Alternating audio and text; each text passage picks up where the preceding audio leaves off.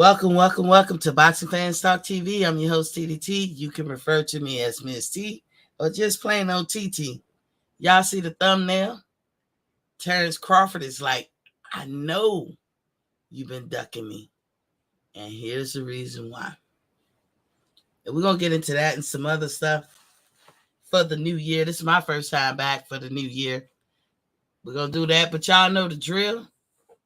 First, let's turn to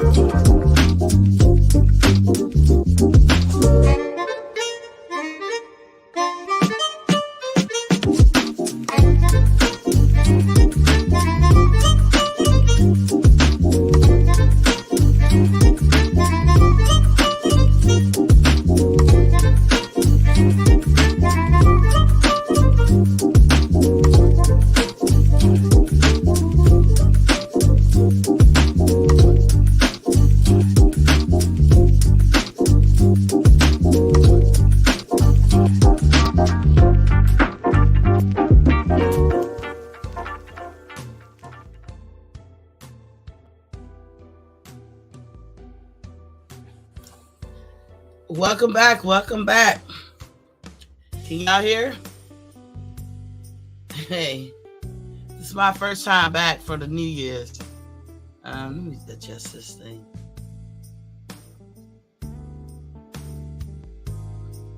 I don't know if y'all can hear that, but hopefully y'all can.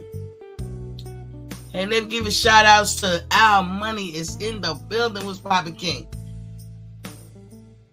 Miss Fistiana Feist, what's poppin' Queen? Glad to see you up in here. Say Happy New Year's. Happy New Year's to you guys.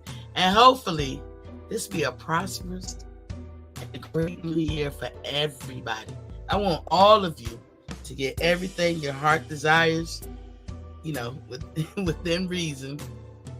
And for this to be just a great year where everything is clicking. The stars are lining up and everything. Christiana doing the greetings. Our Money doing the greeting. D-Ray Promotion was popping King. Welcome. Cicely Pictures, what up though? What's popping King? President Jafar. Happy New Year. See you too. And I'm wishing all of you, like I said, success in the 2-3. What's popping? Now y'all know I ain't come on Monday and Tuesday this week. Of course, I would get a cold at the end of the year and 2 ear infections. God dang. 1 in each ear. So I would not put on nobody's headphones. Because that's what I wear when I'm sitting here with you guys. So I'm all right. It wasn't no biggie. I just had a nurse this cold and these ear infections. And I was like, damn. And I could barely still hear, but. So if y'all can't hear me, let me know. Capsule full G, what's poppin' King? But y'all know what I do at the top of my hour. I'm gonna make this one a little bit short. Water check. You know, ain't nothing changed for the 2-3. I advocate here at Boxing Fans Talk TV that everybody drink at least 100 ounces of water Hell, if you're an adult, you can drink 128 ounces of water. But please drink your water up. We still in winter, but hey, it's no reason not to be drinking your water. And if you're not a big water drinker, then you should drink at least twice a day. That's first thing in the morning before you get off into your regular routine. Think of your body as an engine and the water is the lube. Drink, all you need is 8 ounces. Have it sitting on the nightstand. Also, learn how to drink room temperature water. I do prefer mine's cold. And here at Boxing Fans Talk TV, we advocate another thing. For a mini fridge in your room, you can get them as small as a cube or waist high, 36 inches. I ain't talking about no big behind kitchen Frigidaire. I'm talking about a little mini fridge. You know what I'm saying? Keep your refreshments cold. My family actually like it because we don't have to trek downstairs to get no refreshments. You know what I'm saying? And we can, if we eating something, we can put it in the fridge right there. Boom, we good. Also, the second time at night is right before you go to bed. When you get out your shower or the bath, throw in your pajamas, drink you some water. That's the time to do it because you ain't gonna go to sleep right away. Even the American Heart Association agrees that's the best time to drink water. You should drink it before you go to sleep. It is actually good for your heart. A lot of reads going on, revamping, rebooting, recharging, recreating. All of that stuff takes work, and water is used to move things along in an efficient and timely manner.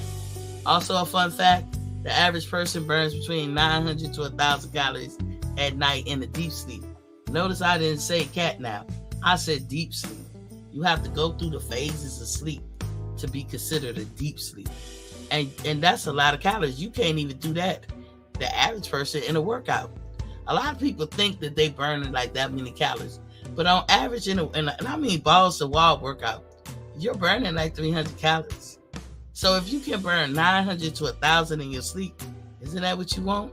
And you don't want no hiccups, then that's what the water is going to help you do. Plus, it helps you get ready in the morning for that first thing, bathroom break that we go to in the morning. But, please make sure that you drink your water. Like I said, at least 100 ounces. Am I at my usual? Yep, 10 bottles at this point. I drink 8-ounce bottles of spring water. So I'm at 10 today. And, and normally when I get off, I do 2 more. So I chug a little 2 more. So yes, please drink your water. And also, let's do a little housekeeping. Please hit that like, share, and subscribe button. If you haven't already subscribed, please hit that subscribe button. Please hit like and share every time you come in here. Lean on my leasy when you step into my heezy. Basically, what I'm saying to you is hit the damn like button when you step into my square circle. Easy enough? Okay.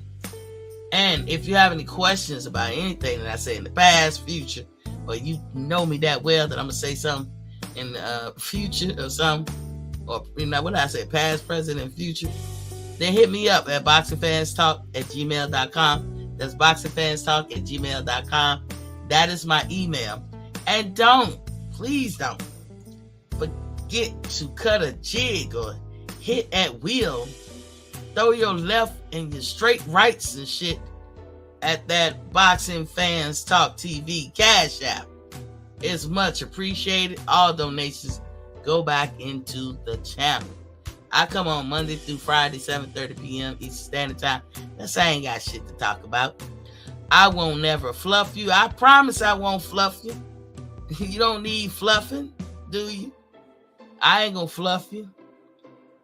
If I ain't got nothing to talk about, I'm mum's the word. Or if y'all know I be getting sick half the time. It's all right, I'm a deal, but I just be like, I just can't win for lose. Anyway, somebody got to get sick. I guess it's me. But I always get better. That's a good thing. So here's to all of us having a healthier, prosperous, getting everything we desire new year in 2023. In order for us to do that, we got to let the lies be the lies and the truth be the truth. We got to kick the chaotic people to the curb. We got to take our country back. Hell, take our world back from chaotic people. Chaotic people cannot compete with non-chaotic people. They're easily can be said that they're too lazy, non-committal, not responsible, not accountable to compete with the regular folks of us. You know, they can't. So they want to sit at the table. They want to be the leaders. They want people to follow and bow down to them, but they don't want to do the work. These type of people would easily dismiss somebody who went to school and got a degree. The degrees don't matter. It ain't about a degree. You don't need a degree to get a job. Ain't nobody ever say that. But when you hear people that say that, that's because they was too lazy to get the degree. It takes more than just doing classwork to get a degree. You got to be responsible. You got to get up in the morning and go to class or different hours of the day. You got to be committed to the work. When people look, how many people get degrees and don't work in that field? A lot. That's 90% of the time. But you know why they get hired? Just the same reason as why people from the military get hired. Because the boss knows they are accountable, reliable. They gonna be responsible. They gonna do the job. They ain't gonna screw around. They ain't gonna be fucking off. They know how to turn the playtime off. That shit, what it take to get a degree, then you have all those qualities more than likely. If you like if you've been in the military, they know you have all those qualities. And this is why they prefer military members over anything else. You know what I'm saying? So it's time for us to take the country back, and the world for that matter, from the chaotic people. We're going to let the lies be the lies and the truth be the truth. Y'all hit that like button now. Al Money said, Captain G4, President Jafar said, I learned the hard way not drinking enough water to keep hydrated, people. Is very important indeed. Indeed. Boy, your body going to thank you. Joseph Bailey is in the house. Salute, King. He says, salute, Lady T. Once again, PGH, big dog, what's happening, my brothers? What's happening? Salute, King. He says, salute, Queen T. President Jabbar, if you don't like the tap water taste, invest in the Brita pitcher. Indeed, good info. Invest in the. Look, I'm in the process now. While you bull crapping, is putting a saltwater filter on my whole house. Shit, it could be the reason why males have male pattern baldness. They put chlorine and bromine in that water. All of us is allergic to it. Some of us more severe than others. That's why your skin be dry. You know what I'm saying? That's why you aging quicker. That's why you losing your hair. But ain't nobody gonna tell you that. DJ Dog said, yes, people, drink more water. Be healthy like Boots. And don't use loaded gloves like Fear and Bud. This nigga can't stop. I love you, PGH. Fissiano Fice say, preach. Fissiano, you see what I be dealing with this dude, PGH? That's my dog, though. But you see what I be dealing with, y'all? He says spring water is the best water to get. And I actually live in the street from a natural spring water fountain. And people and the owners, they don't have it no other way but to open it up to the public.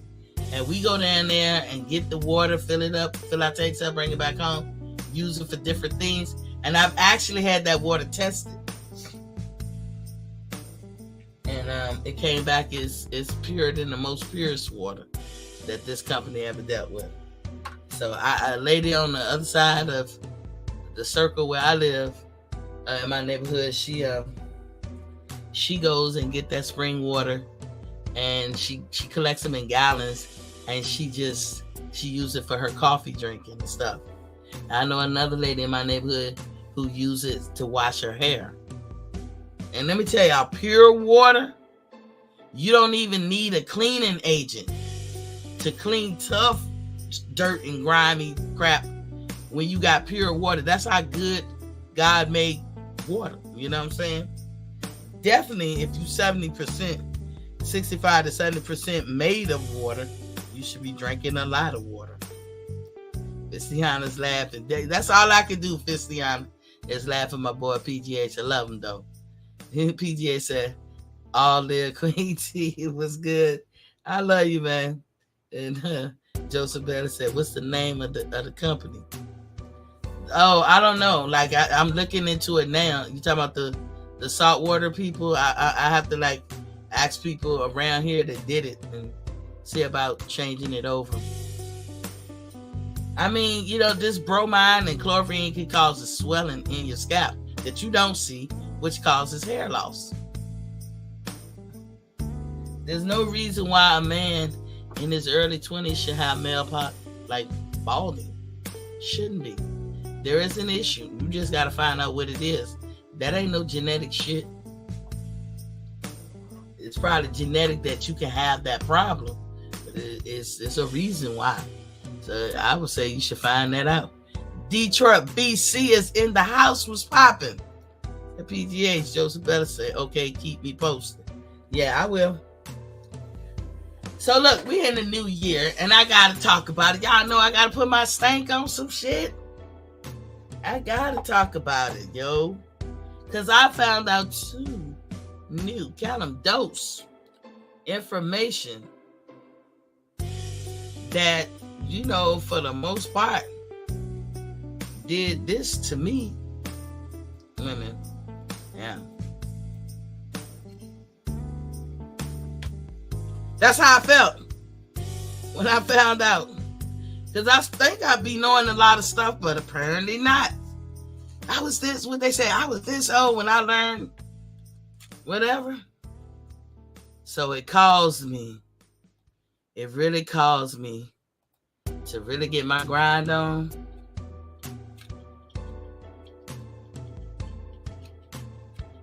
That's me researching. That's me researching and shit. I was like, what in the Sam hell? What is going on? And in order for me to tell y'all what it is, I'm going to have to recap a little bit. I'm going to try to move through the recap real fast. And I'm not going to show videos because I've already showed y'all. If y'all really want to see the whole breakdown, may I direct you to E Thriller, the Black Picasso 19-part series. Y'all want to check that out. You're gonna learn a lot. But I'm just going to recap because I've shown these things here. So how I know the Errol, and sometimes I'm going to play Terence Crawford just to let y'all know I'm role playing. You know how Floyd said, I'm PBC and PBC is me? Yeah. I'm Terence Crawford. I'm Terence Crawford today, so sometimes you're going to hear me talk like this my shit. And it's not. I'm just role playing. So we can go back years to prove Errol Spence is ducking. We can go back a lot of years, y'all. We can name off a couple of things that, you know, will tell us so. If y'all remember me, now I can say, I can't even say last year, but 2021, when I started my show, I was the most optimistic person out there. Like, I was like, no, you know, they're going to get together. They're going to fight. No, you know, it's not like that. I believe in both of them, blah, blah, blah. Because I never, ever not liked Errol Spence.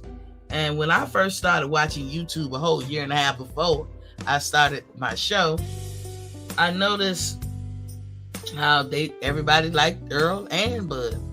But, you know, Bud was, when he was, you know, not 147, they liked him, these YouTube content creators. But all of a sudden they started hating him. And then this hate campaign started. And I was like, well, where'd that come from? And I wanted to get in on it. And, you know, I started eventually calling a certain show. I used to look at Barbershop Conversation. I would call in this show, the boxing section and stuff like that. And I was like, they were cool, but a lot of other folks were just going off on a tangent. And I was like, well, what the fuck happened? Like, what is it about this man that made people feel like I didn't get it? I was like, really? He did an epic fail? I couldn't see it. So let me name a couple of them right off the muscle. Or as my sister say, right off the dick. She always say that. That's funny as hell. Especially when she mad at a nigga. Be like, that nigga said blah, blah, blah, right off the dick. I'm like, God damn. But anyway, number one. First thing I remember, before Terence Crawford let feet even touch 147 real good, before he got in the ring, he said, go get a belt. You with Jeff Horn, you with Bob Arum. Go holler at me when you get that belt. My boy E Thriller has popped up in the building. What's up, God? So listen, I'm gonna be there. I can't wait for your interview tonight. He said, what up to the queen of boxing talk, Miss T. Salute to everybody in the chat. Salute E Thriller. Boy, I just directed them to your channel to get that 19 part. They need it in their life for the 2-3. But anyway, so that's the first sign of ducking, but I didn't call it duck then. I like, yeah, well, Terrence, go ahead. And everybody was, and now, like a lot of people say, Terrence never wanted to get it, Errol. Why would Errol say that? People just naturally just bring up people that never said nothing to them to go, like hand them some kind of direction, go get a belt, then holler at me. He just gonna say that, and Terence Crawford never expressed in no kind of way, shape, or form that he wanted to fight him. But anywho, that was one. I got a plan. Y'all remember after the Maurice Hooker fight in that hallway? Bud wasn't a part of that plan though.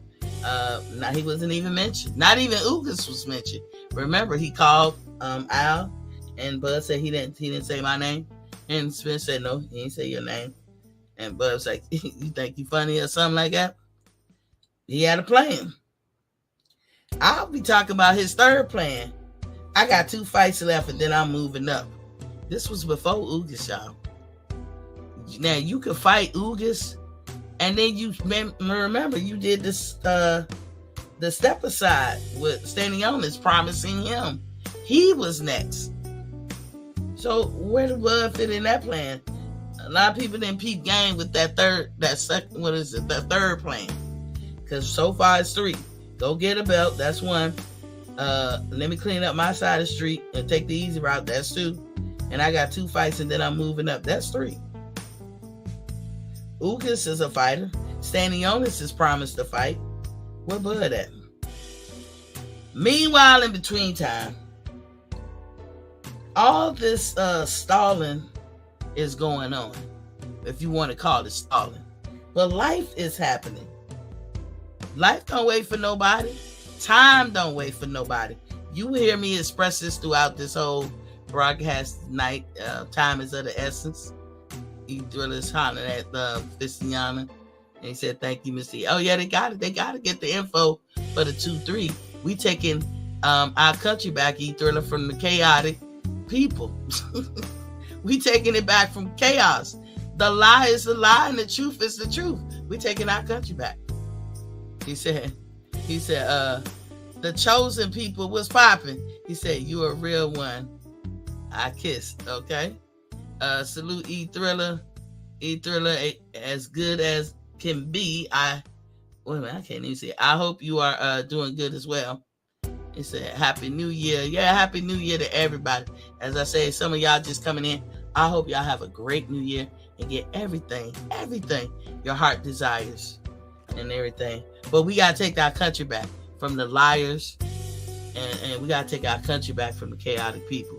Chaotic people cannot outwork or outdo non-chaotic people because they don't have the temperament, the know-how, the commitment, the dedication, the honesty, the responsibility or accountability to do what it takes to get shit done or get right. But they want to lead. They want the treatment that others get who do those things or fall in those categories, but they don't want to do the work to get it. So we got to take it back from y'all.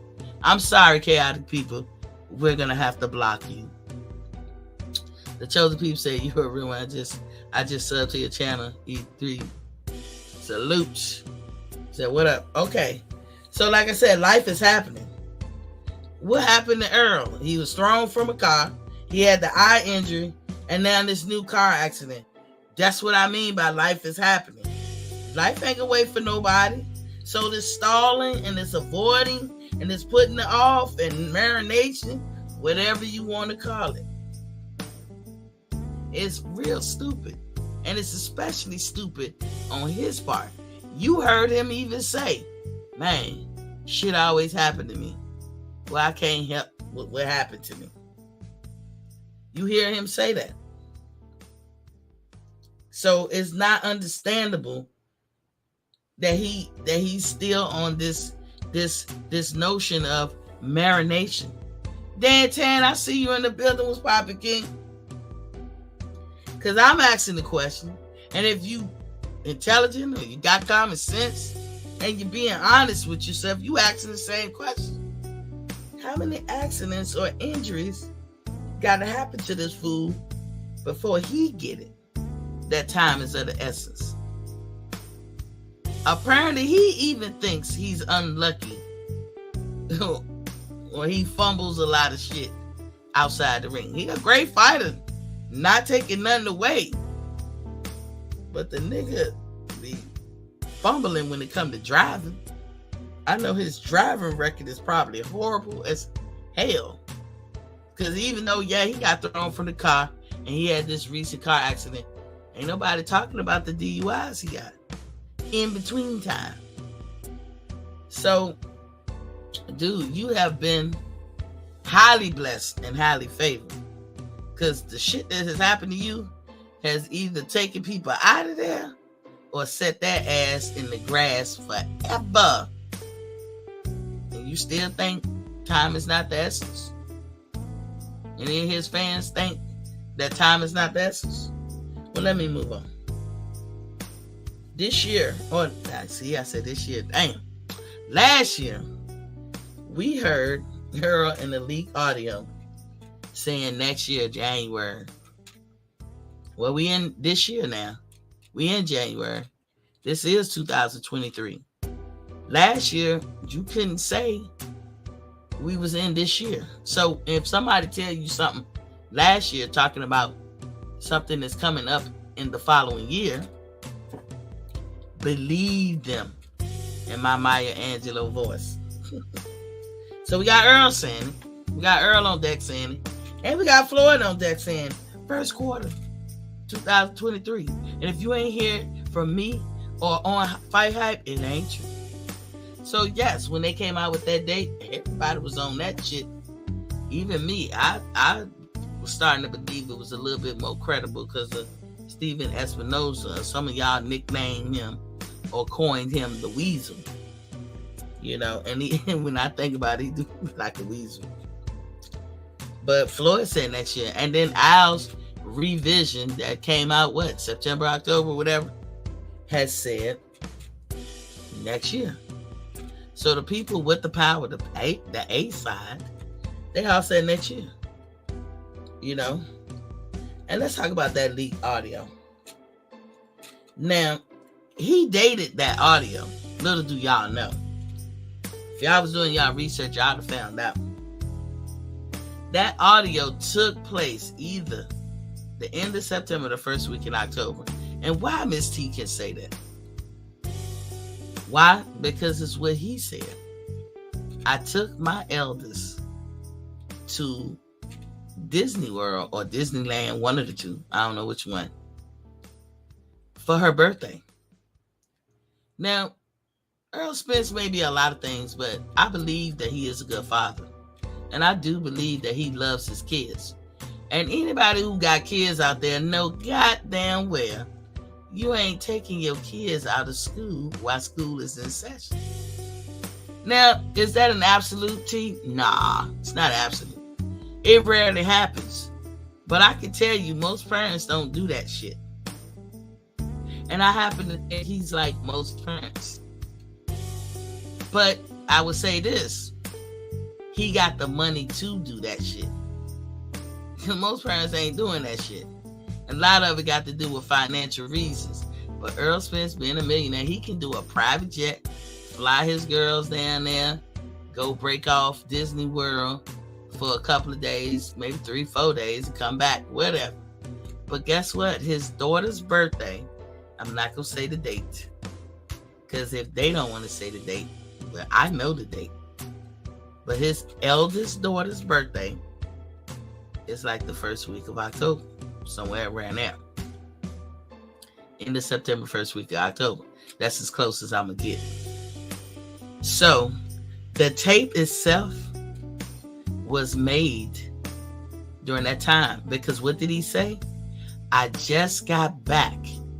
I just got back from taking my daughter to Disney World. Or Disneyland. He in the middle. He right there in Texas. It'll probably be even Steven either way he go. Disneyland was to his left. Disney World is to his right. Same probably amount of distance.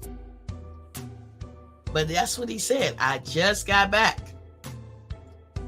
And what happened with the David Avanesian fight? What did David Avanesian camp say? Oh, that fight took 2 days to make. Couple of days to make. Real quick turnaround. And that wasn't put out towards the end of October. Now, whoever leaked that conversation, if I was her, I would be upset. Because that's an invasion of privacy. You don't do shit like that. That's some grimy, dirty shit. But you know what? I sat back and I ain't said shit. You know why? Miss T always thinking, once you lie once, I'm always checking. I'm a trust, but I'm a verify in my Ronald Reagan voice. Y'all know Ronald Reagan coined that. Trust, but verify. That means I'm going to rock with you, whatever you say, but I'm going to go back and check up on that shit. Okay? So it took a couple of days. The news broke towards the end of October. Remember, we had this magical date of November 19th that won't never happen. That Floyd told you a month before won't the truth. Now, what I trusted Errol about was, okay, I trusted that was his voice on that conversation, and he said everything he mean. When he talked about what he had done, he kind of dated himself. But I sat back and I said nothing about it too much other than the fact of sometime in January 2023 when he was talking about the fight with Bud. But you know what Errol Spence has never done? He's never hit the roof about that leak audio. Anybody else would have. You don't do that. And in fact, in some places and in some circumstances, that shit is criminal. To record somebody and then leak it without their permission. Y'all walking with me? Y'all walking with me? Errol Spence has never complained that I know about his conversation being leaked, which further tells me that he leaked it or wanted it to be leaked. Reginald, I see you, bro. I see you, King. What's popping? He said, hey, Miss T, Happy New Year. Happy New Year to you and the family. He's like talking to folks. So I was like, Errol Spence, you never complained about that leak audio? I'd hit the roof. I'd be like, you motherfucking Steven Espinosa or whoever the fuck leaked that. Who the fuck told you you can leak a conversation that I'm having? You can't do that shit. I'ma sue your ass. I'd hit the roof, even if I didn't sue him. To let any and everybody know. Whoever talking to me, don't you goddamn it record nothing. And you bet not leak anything. I probably lose everybody's number and be like, I ain't talking to nobody. You can't trust nobody out this motherfucker. Even if the information ain't that detrimental at the end of the world, it's the act alone that makes a person hit the roof and say, don't do that. That's criminal. And it's in bad taste. But Errol Spence never complained about it. Not once that I saw. And I was looking. Is it possible that Miss T could have overlooked that and missed it? It's possible. I don't think so. I was looking. You know I be looking for stuff. And first of all, when it comes to the dates, like I said, he said 2023. Him and his whole team. Okay? They all said it. So we got that part, right? That further lets you know everything ain't on the up and up with Errol Spence. It makes me dig in deeper and be like, this nigga, something ain't right.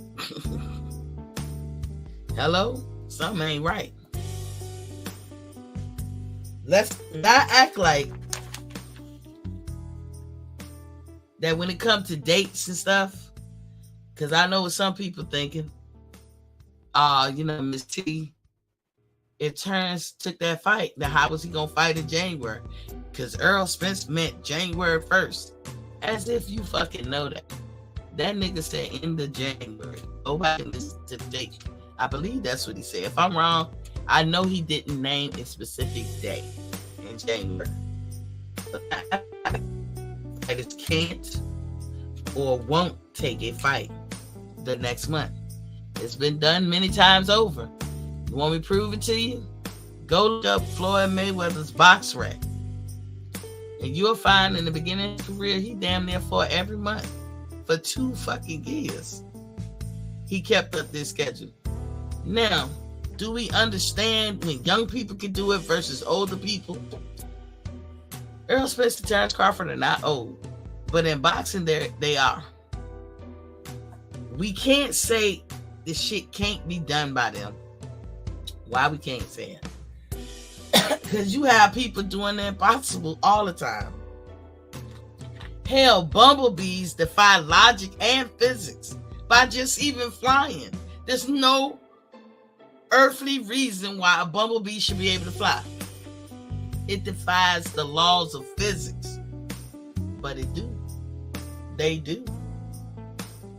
George Foreman, B-Hop, all fighters that were in their 40s and became champions, right? Floyd Mayweather, 45 years old. And he fought last year, seemed like more times.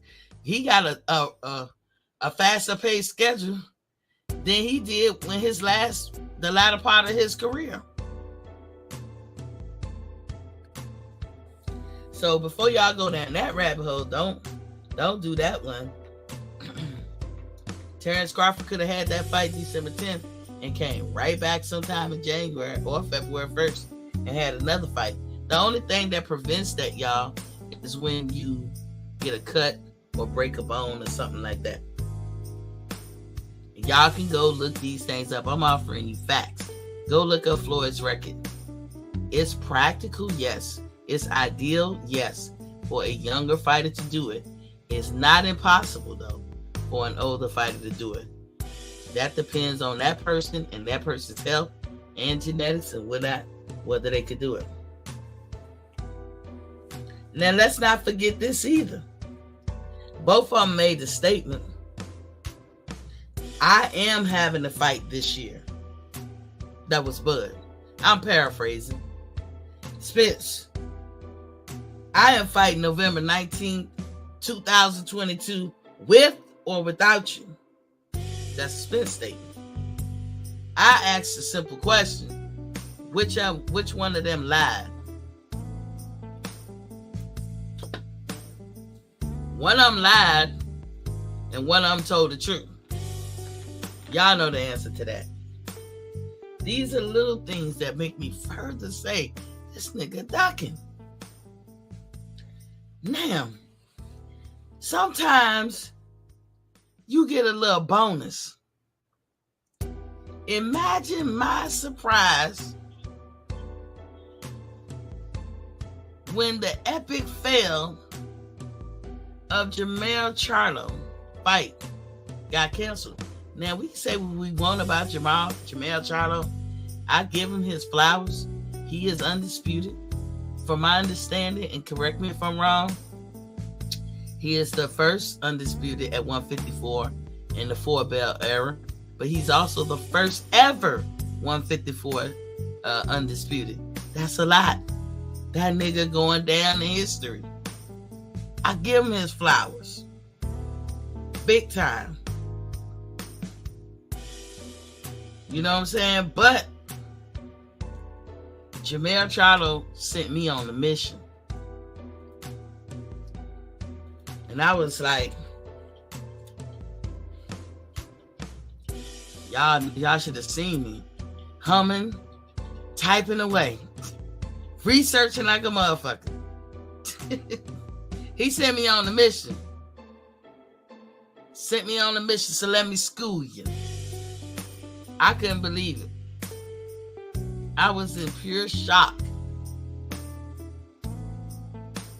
when I heard that the WBO was mandating that Jermell Charlo give more amplifying information to include the diagnosis, the prognosis, the recovery time, what specifically was broke in his hand, what specifically he can't do, just an in-depth, thorough, detailed account for his injury.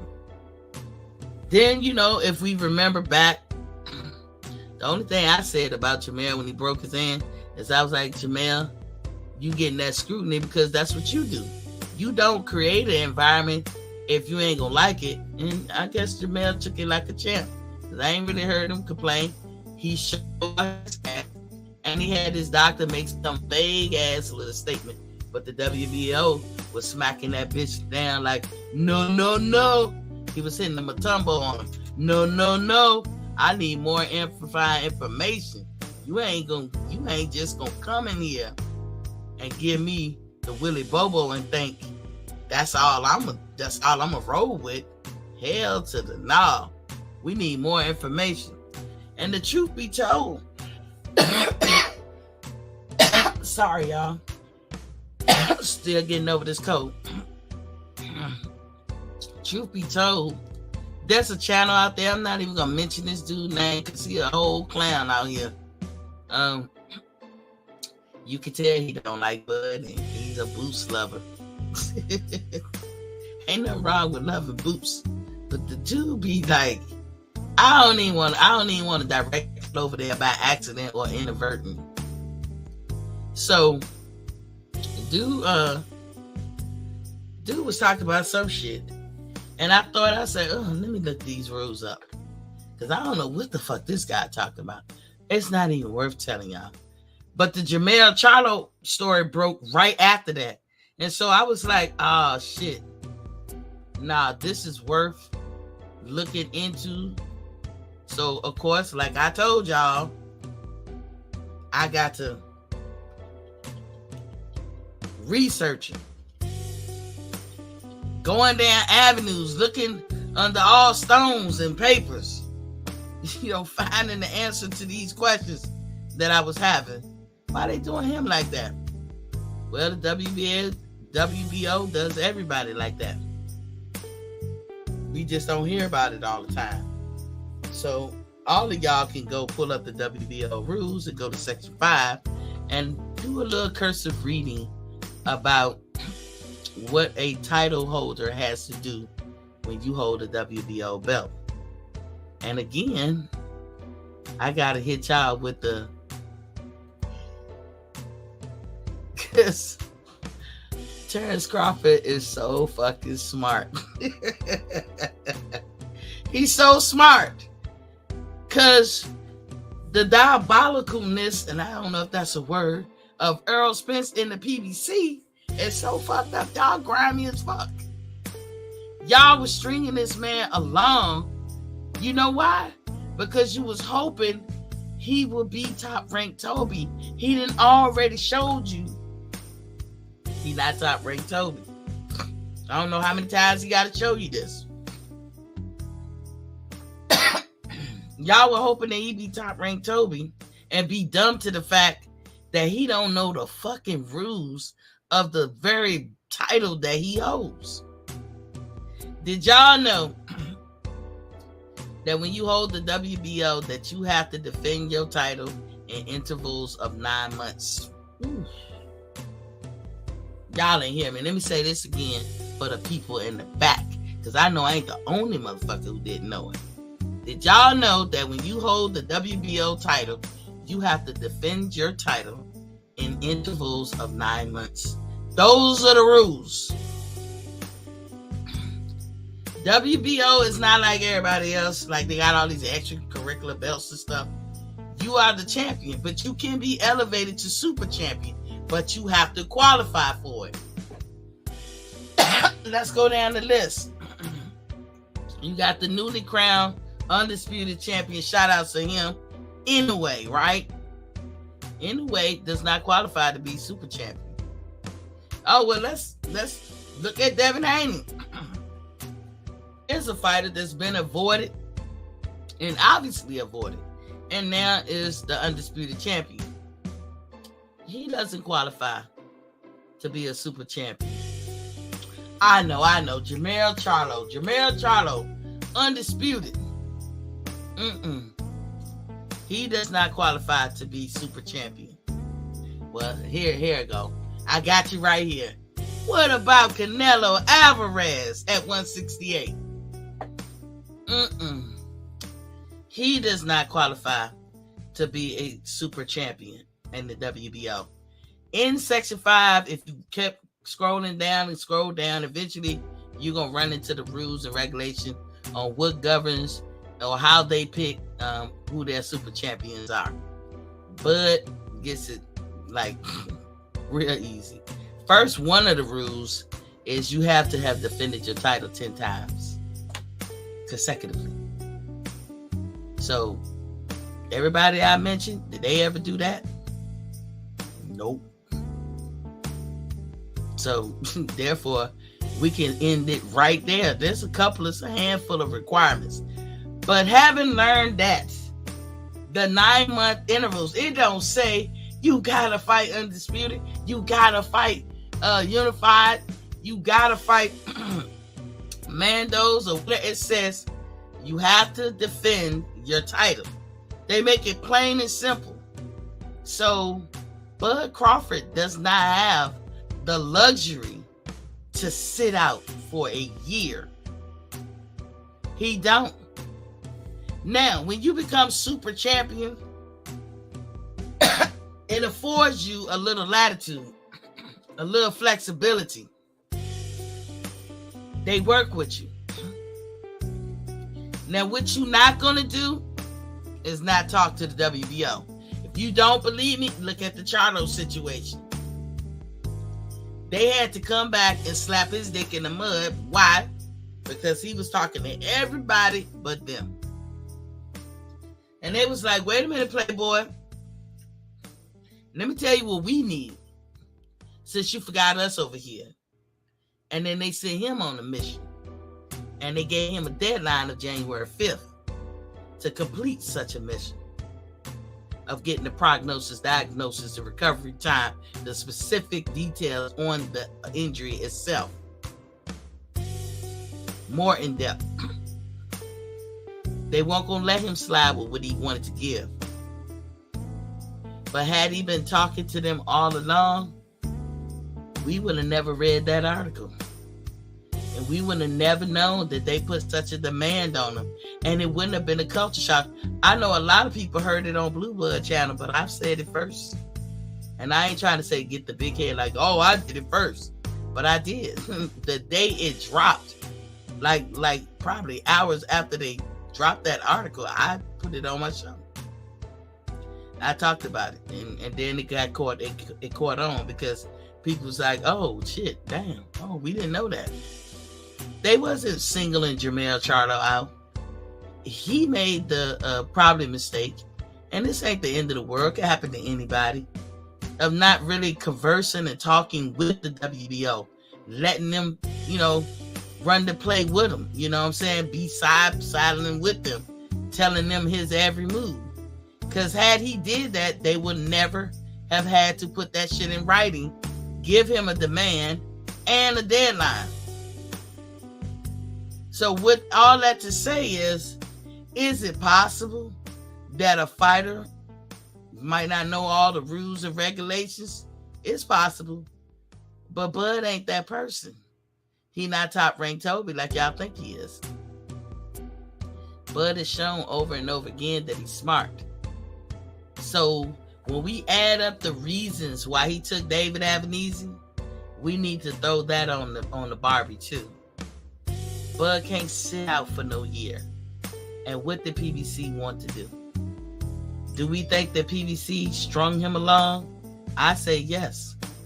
If you go back to the fight, April 16th, need I remind anybody, on last year, when Errol Spence finished beating down Ugas, he said he wanted Bud, right? He had some choice words. Good for him.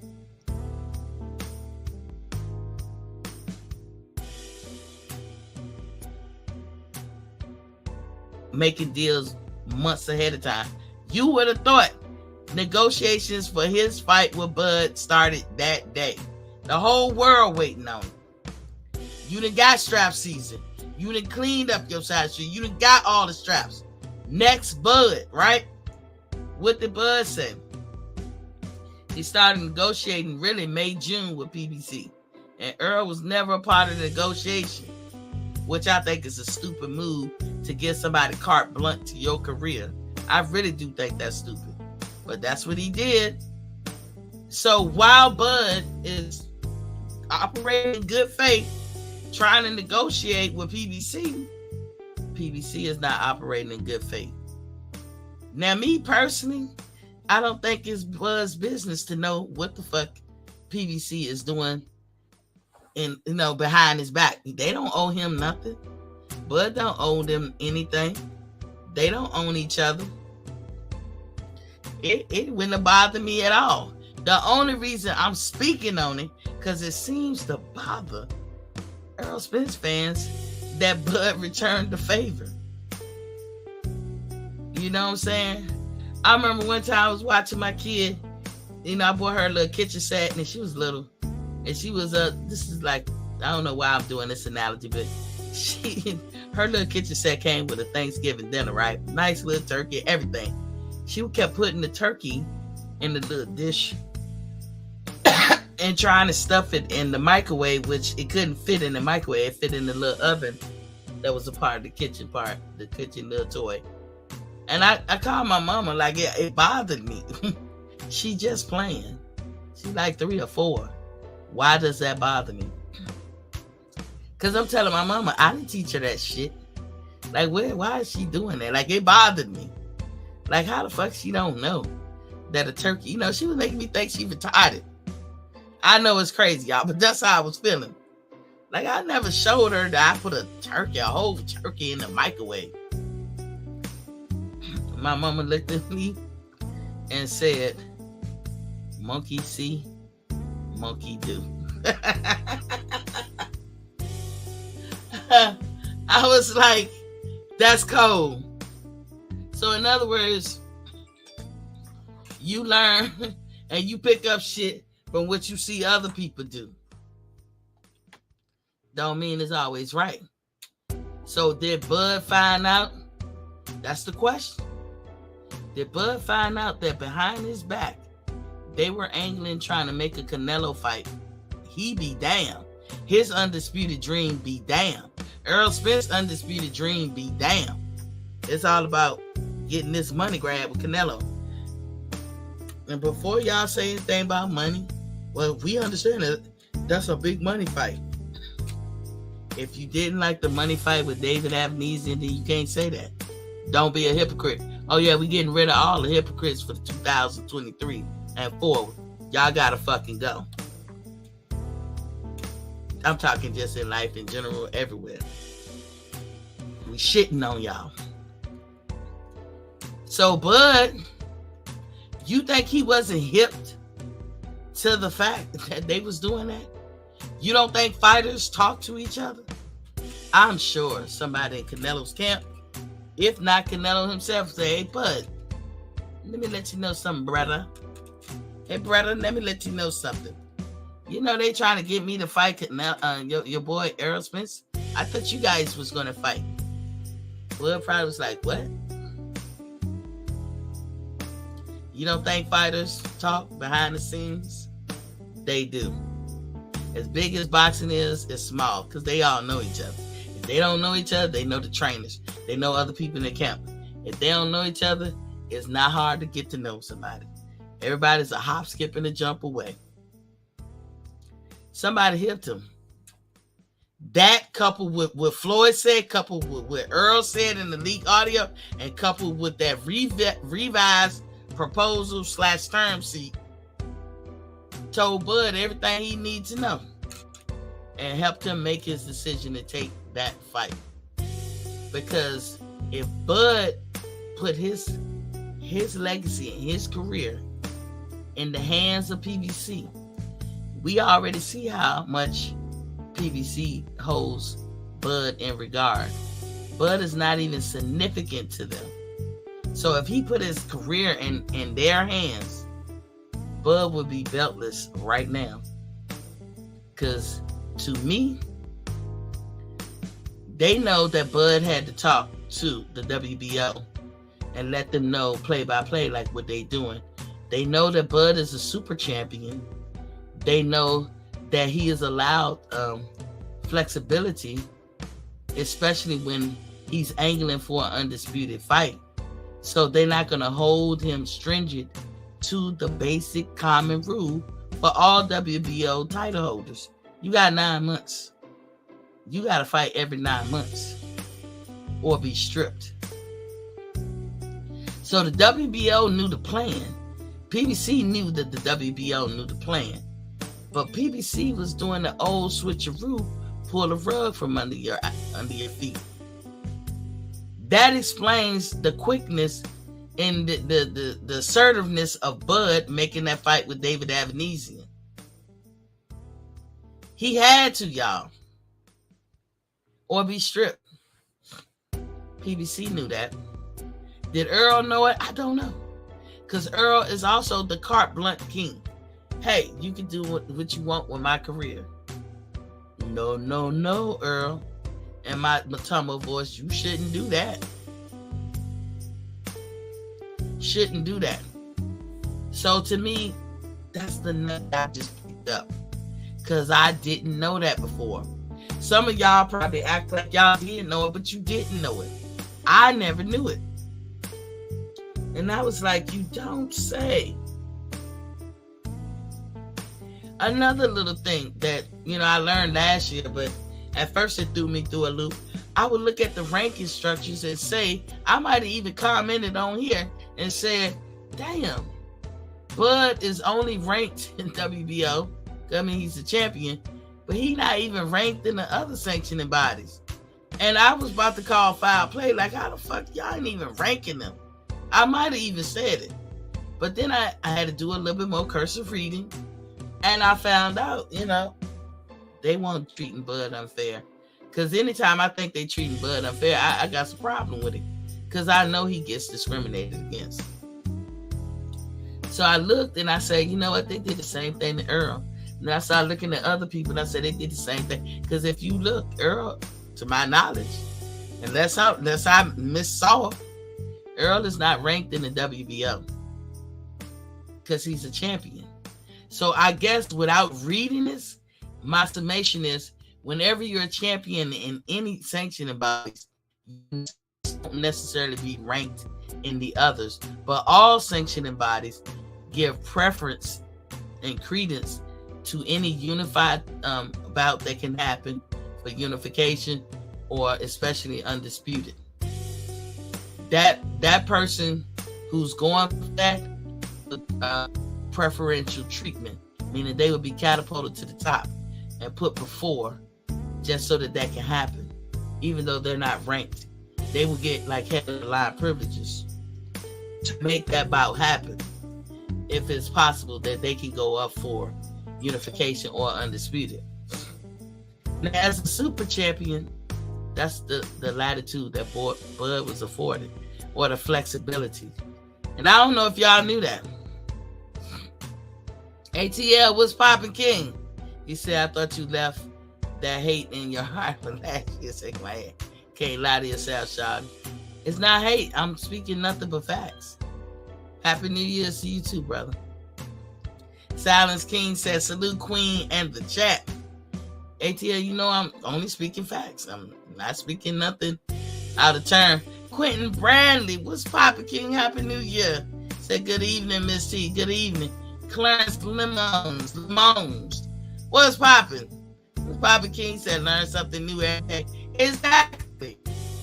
I didn't know some of this stuff. But that was a nugget, y'all. It adds to the fabric of the duck papers. You know, Fistiana Fight said it should have started that day. Exactly.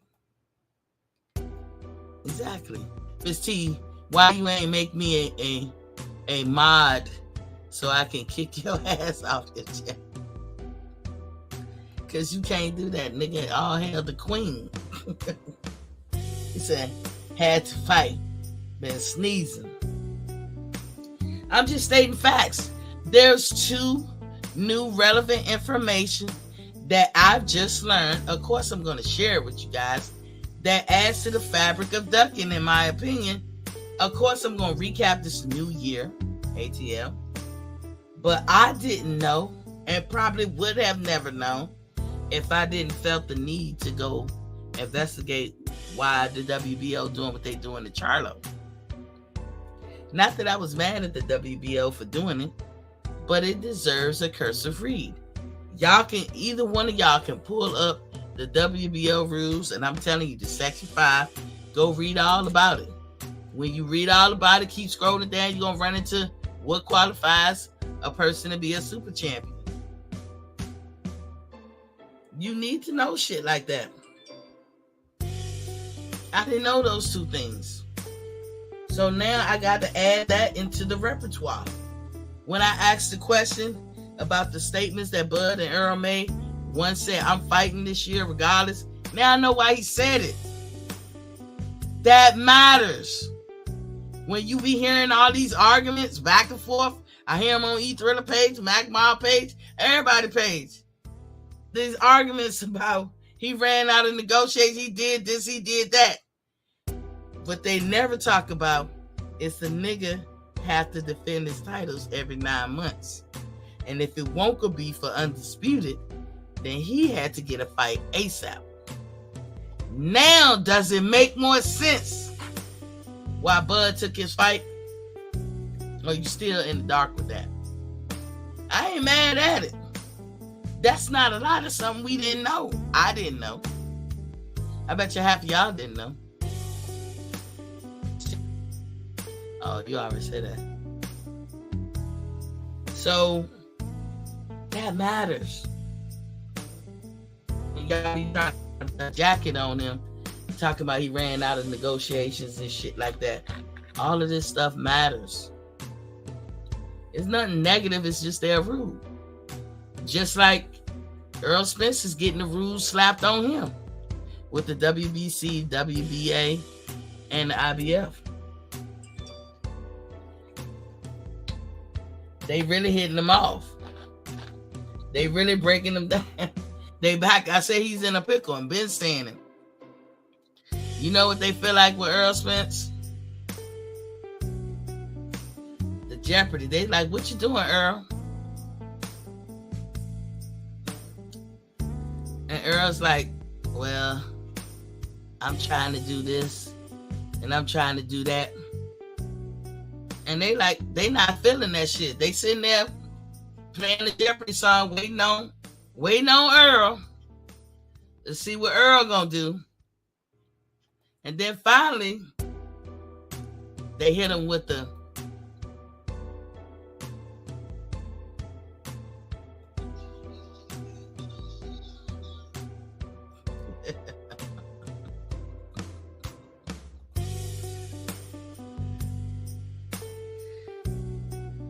I'm tired of this shit. This bullshit a lotto. That's how they feel about Errol Spence. Because they don't understand his movements. And that's not Miss T talking. That's not Bud fans talking. That's not Bud even talking. That's the WBC, the WBA, and the IBF. So if you guys got a problem with it, Y'all need to go talk to them. They did that to Earl. We didn't. But Earl helped them in his own little way.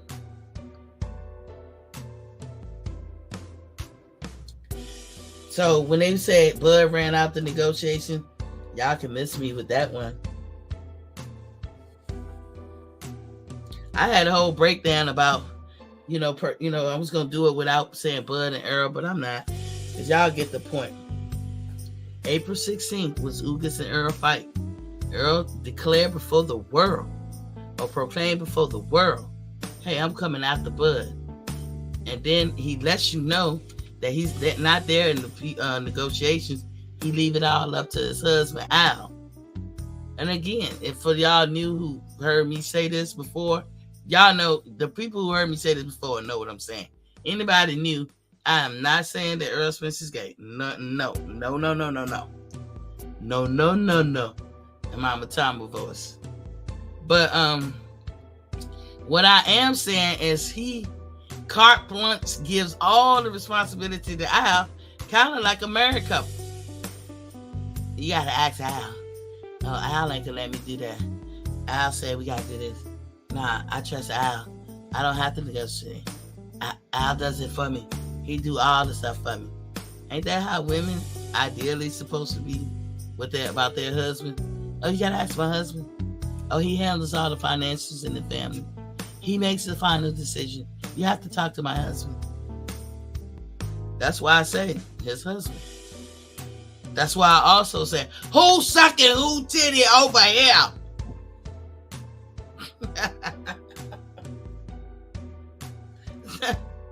Because he do. I'm like, damn, Earl, don't be like that. That's stupid. But hey, to each his own. But it can't never escape me, April 16th. I'm coming after Terence Crawford. It took until May to even start negotiating. Should have been started negotiating. And then you're going to start negotiating by not doing it in good faith and honesty, by trying to angle and get a fight with Canelo behind his back, when everybody in their mama is waiting on the fight with Earl and Bud. But behind Bud's back. Now, I do say Bud don't own PBC. PBC ain't got to tell him. But I didn't have a problem. When I first saw the article, I never complained about it. What made me complain about it is all these fake manufactured, angered people acting like Bud did them wrong by negotiating something behind their back.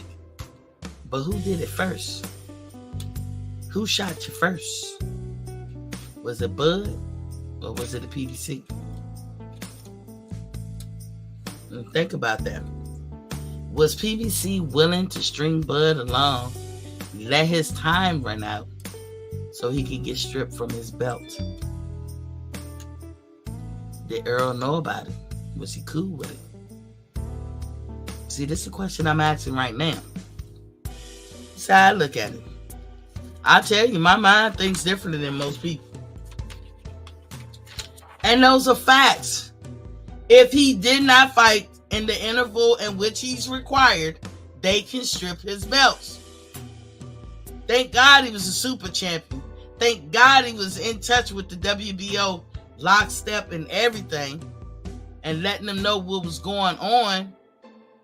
And when he saw that they was never going to fight, he did what he was supposed to do. Get a fight. The top from 2 to 5 on his ranking, he won't go get no fight with them. That's another continuation of shit he just was dealing with PBC when it came to Earl. And then you got Virgil Ortiz leading the group with Golden Boy, who already told them he's not ready.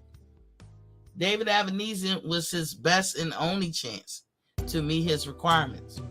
But PBC and Earl thought that he was top-ranked Toby, and he wouldn't have known that, had been paying attention, and they pulled the rug from under his feet at the last minute, hoping that he'd be stripped. And as soon as he stripped, some other 2 fighters would be up for it, one being Errol Spence and some other fighter. Y'all think y'all slick. Remember Terrence said that in the hallway, you think you slick. So I can't believe that we didn't really pick up on that, or nobody knew and they wasn't telling. But I think that probably angered Bud. When Bud do get in the fight with Spence, he gonna hurt him bad. He gonna take it out on him for real. I'm trying to make sure I covered everything. Now, the other thing I've been doing is we got these little pesky rules in the United States called freedom of information. So, I've been doing some work behind the scenes. But I can tell y'all as of today that that there's no report of that accident. The latest accident with Errol Spence, there's no report. But I'm looking into it, y'all. Y'all better know I'm looking into it. And I'm going to get to the bottom of it. But as of today, and the people that I talk to, which I'm not going to say this is the end of the road, and I'm not going to conclude this, but I can only tell y'all up-to-date information. As of today, right now, there's no report of that accident. If you look at PBC's statement, now we know the accident happened. Don't get me wrong. Don't get it twisted. I ain't blind. I see his car messed up. But there's a lot of questions that can be raised about the accident. Just questions. And if it's on the up and up, it'll be answers. Scullo X-Man, what's poppin' King say, hey, Steve. For instance, why is the side of the car damaged and the back of the car damaged if it was head on? And these were 2 or 3 lane traffic. When you look at the street they was on, it was either 2 lane or 3 lane, or multiple lanes. So if he hit him head on, he was coming straight forward. He would have had to veer off to the other side of the road just to come hit him straight forward. So maybe the choice of words, maybe Earl was taking the left and it wasn't head on, but he said he hit him head on. But he has dents and the back of the car is tore off. The back of the car looks just as worse as the front. One, you only see his car. You don't see the other car. You are not breaking the rules of dealing with minor children by hiding the evidence. What you don't supposed to show is the child itself or mention the child's name. That's how that works. But you ain't got to hide the car. So you don't hide that. But that didn't get me up in arms. You know what got me up in arms? PBC statement. The only thing, and I'm paraphrasing, the only thing we know about this accident is what Errol Spence did in his video, in his live video. That's PBC's statement. Is that throwing Errol Spence under the bus or not from PBC? That's their statement. You don't fucking say no shit like that. But it definitely got my spidey senses to tingling. And I can tell you, it's a matter of public record. And if you try to hide the record, or you try to do anything like that, try to not file the record, those are federal charges, and they're jailable. Those are jailable offenses. You cannot do that with public record. You cannot do it. You can get indicted on the federal level for some shit like that.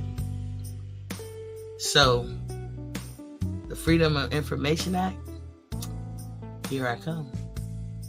Hope you're ready. Hope you're hungry. Because I'm coming. But I did talk to some folks. I was getting at some folks. And they was like, what record? I don't know what you're talking about. That made me hungry even more. But that's all I got, y'all. That's the second nugget that adds to this fabric of cheating. You got the WBL rules, which explains why Terence did what he did. and why they came at Charlo like they did. And you got this latest accident. And why is it important? Because this latest accident has derailed anything the PBC had put forward. The fight was supposed to go down in February with Keith Thurman. Remember, there's a lot of us who said if he fight him or not, we roasting his ass. Because he emphatically, the big fish, the boss, I'm my own boss, said he will never, ever, ever fight Keith Thurman. And now you're eating your words because you have to. And if Keith Thurman come and win, because you done fell off with injuries and all that stuff, you are Keith Thurman 2.5. So we was roasting him either way. I mean, that would have been a light roast. I mean, you know what I'm saying? If he works for PBC, he ain't got no choice. But if he don't work for PBC, we're gonna see him stand up. And he might think he stood up, but if you hiding behind some fugazi and shit, then you didn't stand up. If you using an accident to get out your responsibilities, you didn't stand up. And that's what we aim to find out. Because the record is public. It's public record, y'all. And it's almost been a month since it happened. So it's there. It has to be there. But for me to talk to somebody there and they said, I don't know what you're talking about. Y'all should see me smiling right now. I'm like, for real? Oh, really? Now people gonna say, why you hating on her? How am I hating if I'm seeking the truth? You know, you got a bottleneck going down in the welterweight division because of you. Because of you. You're not fighting Keith Thurman. You won't never fight Bud. And Boost is tired of waiting. Then you sign contracts and you don't honor them like you did to Stanley Jonas as if he's insignificant. And you possibly could be lying, allegedly, to the American people. We know the accident actually happened because he admitted it. But the details of the accident, oh, contraire, my friend, I'm going to find out. And when I do, I'm going to let y'all know. But that's all I had. Starting the new year off with the truth. Chaotic people be gone. Lies are lies, truth are truth. I dropped the link in the chat if y'all want to jump through. But it's all to the good. It's all to the good. We got the fight with what's his name? Tank Davis coming up this weekend. So we should be happy, right? I'm still not buying it. I'm going over with my friend now.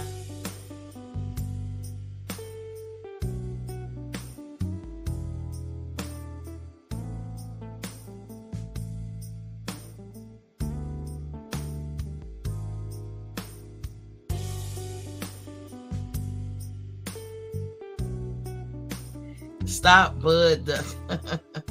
He said, stop, Bud Duck, so you looking for excuses to cover it up. Everything I say is verifiable, Reggie, now. Everything. You can feel like that. I told you.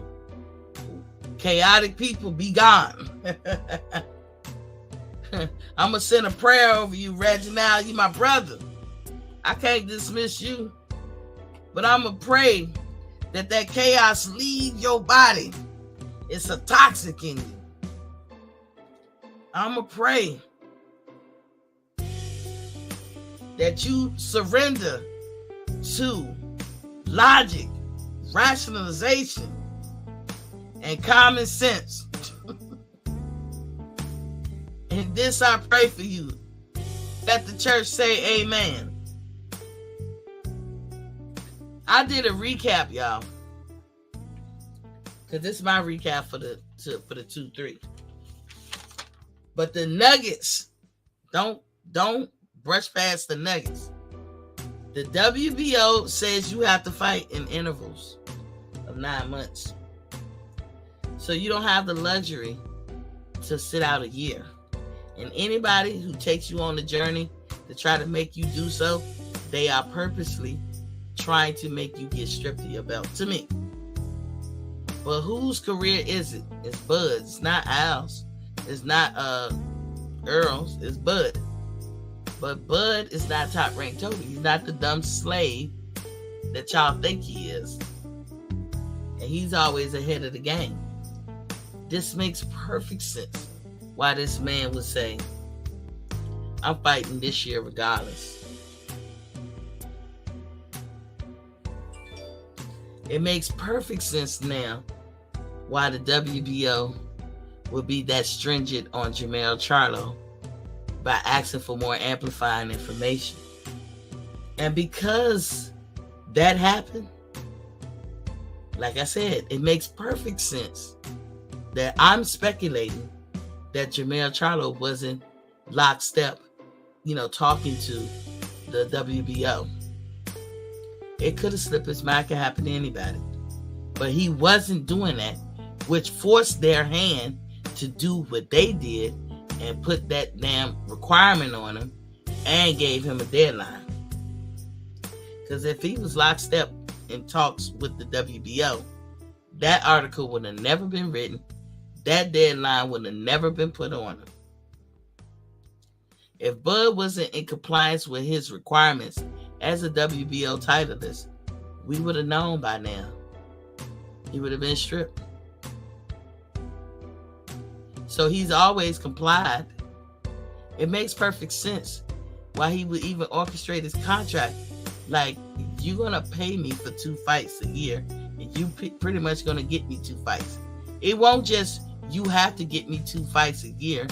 The money was tied up into that when he was with Bob Arum. You're going to pay me twice a year, too. And the minimum average payment was $5 million. So Bob breached the contract. One part, he didn't get him the fight he said he wanted, the Errol Spence thing. The second thing, he didn't get him the second fight 1 year. That's close to $10 million Bob Arum owed. All of this makes sense when you know the rules of the WBO. And the car accident, we can't act like that's not a big deal. Because Reginald, that car accident did happen. Earl said he was hurt. So, because of that accident, but not for that accident, let me say it like this.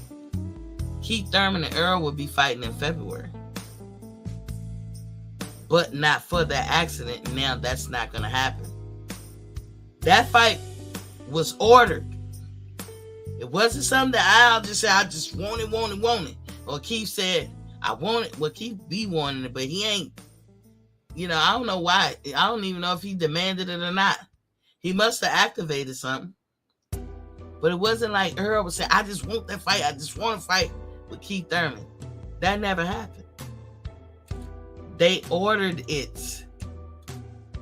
And if it wasn't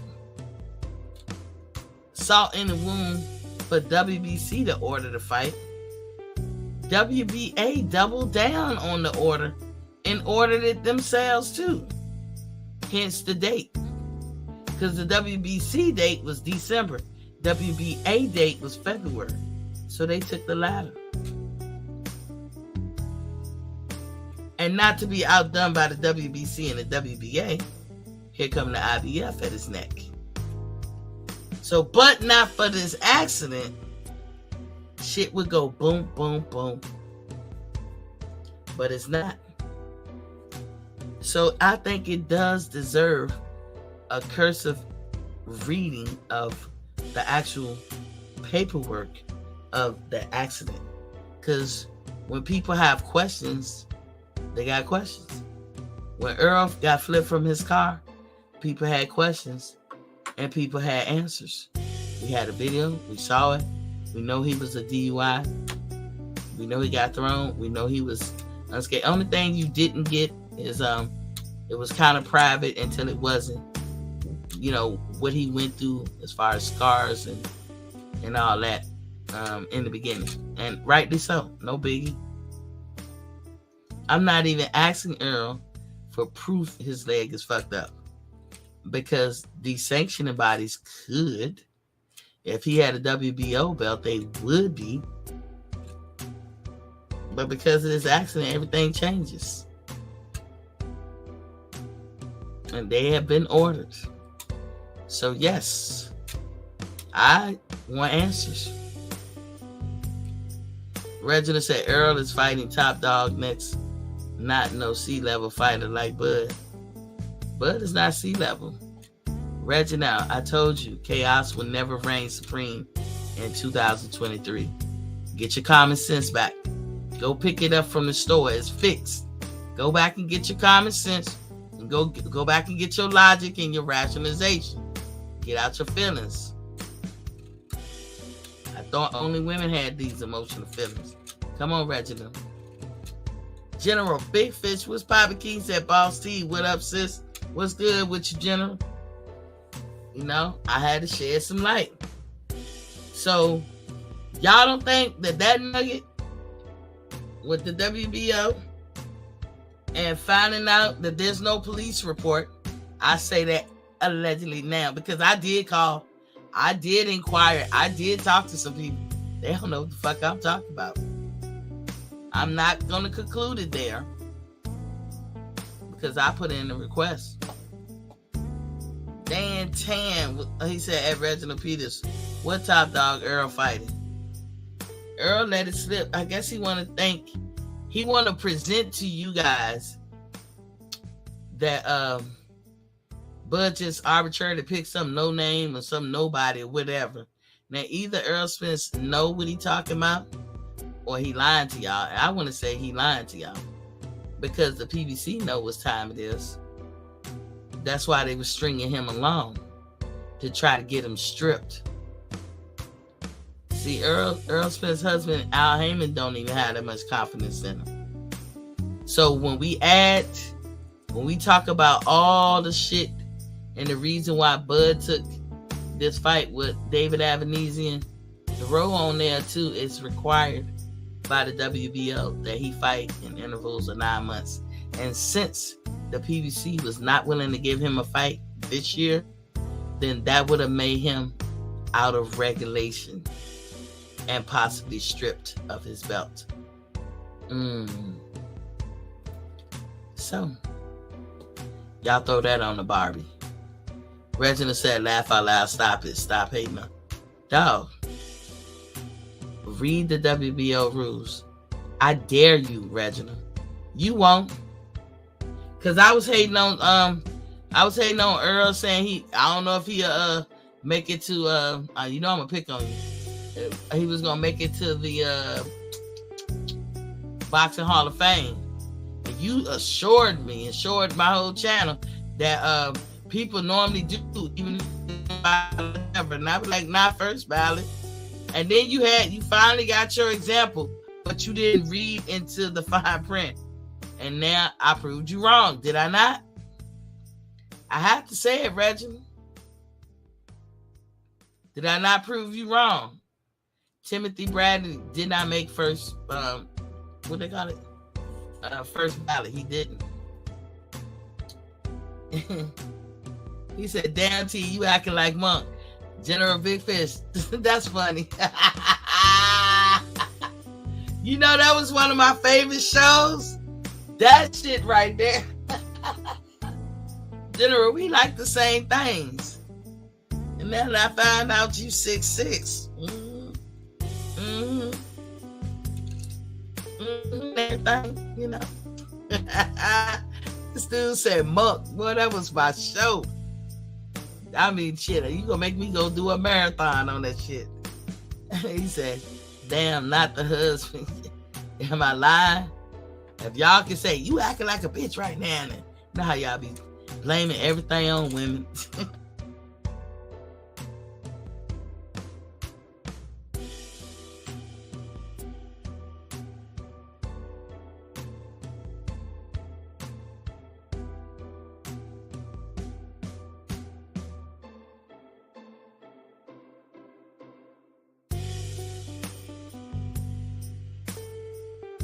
Fight Hype interview. Me and Al like this. You gotta ask my husband. Reginald said, as a retired Detroit officer, if you don't have an accident incident number, you're not getting no information. Nigga, Reginald. I love you, Reginald. But I'm going to need you to go pick up your common sense and your rationalization and your logic. Watch me. Watch me.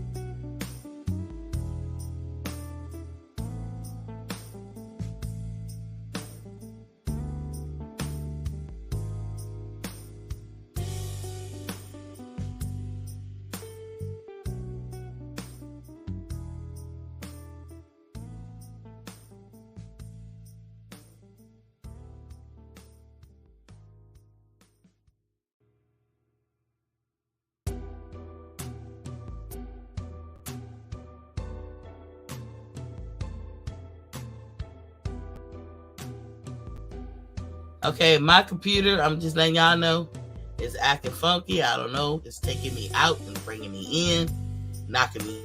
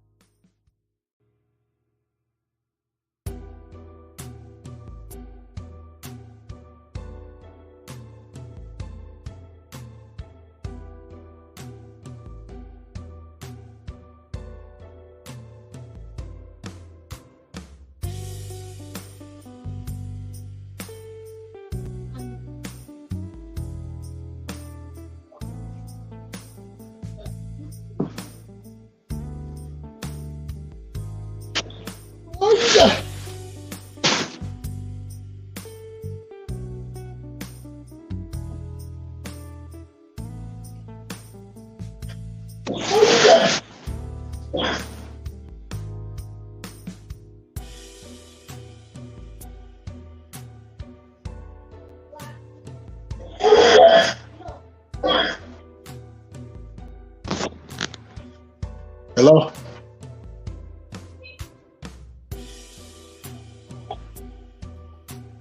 Who is Errol? Oh, shit, this Reggie now? Hey, Miss T, how you doing? I'm good, nigga. I didn't know who the fuck you was, sounding like a old locomotive and shit. I was like, look. Hey, I didn't know that was me. Nigga, I was like, what the fuck? I didn't know it was you neither. They keep kicking me out.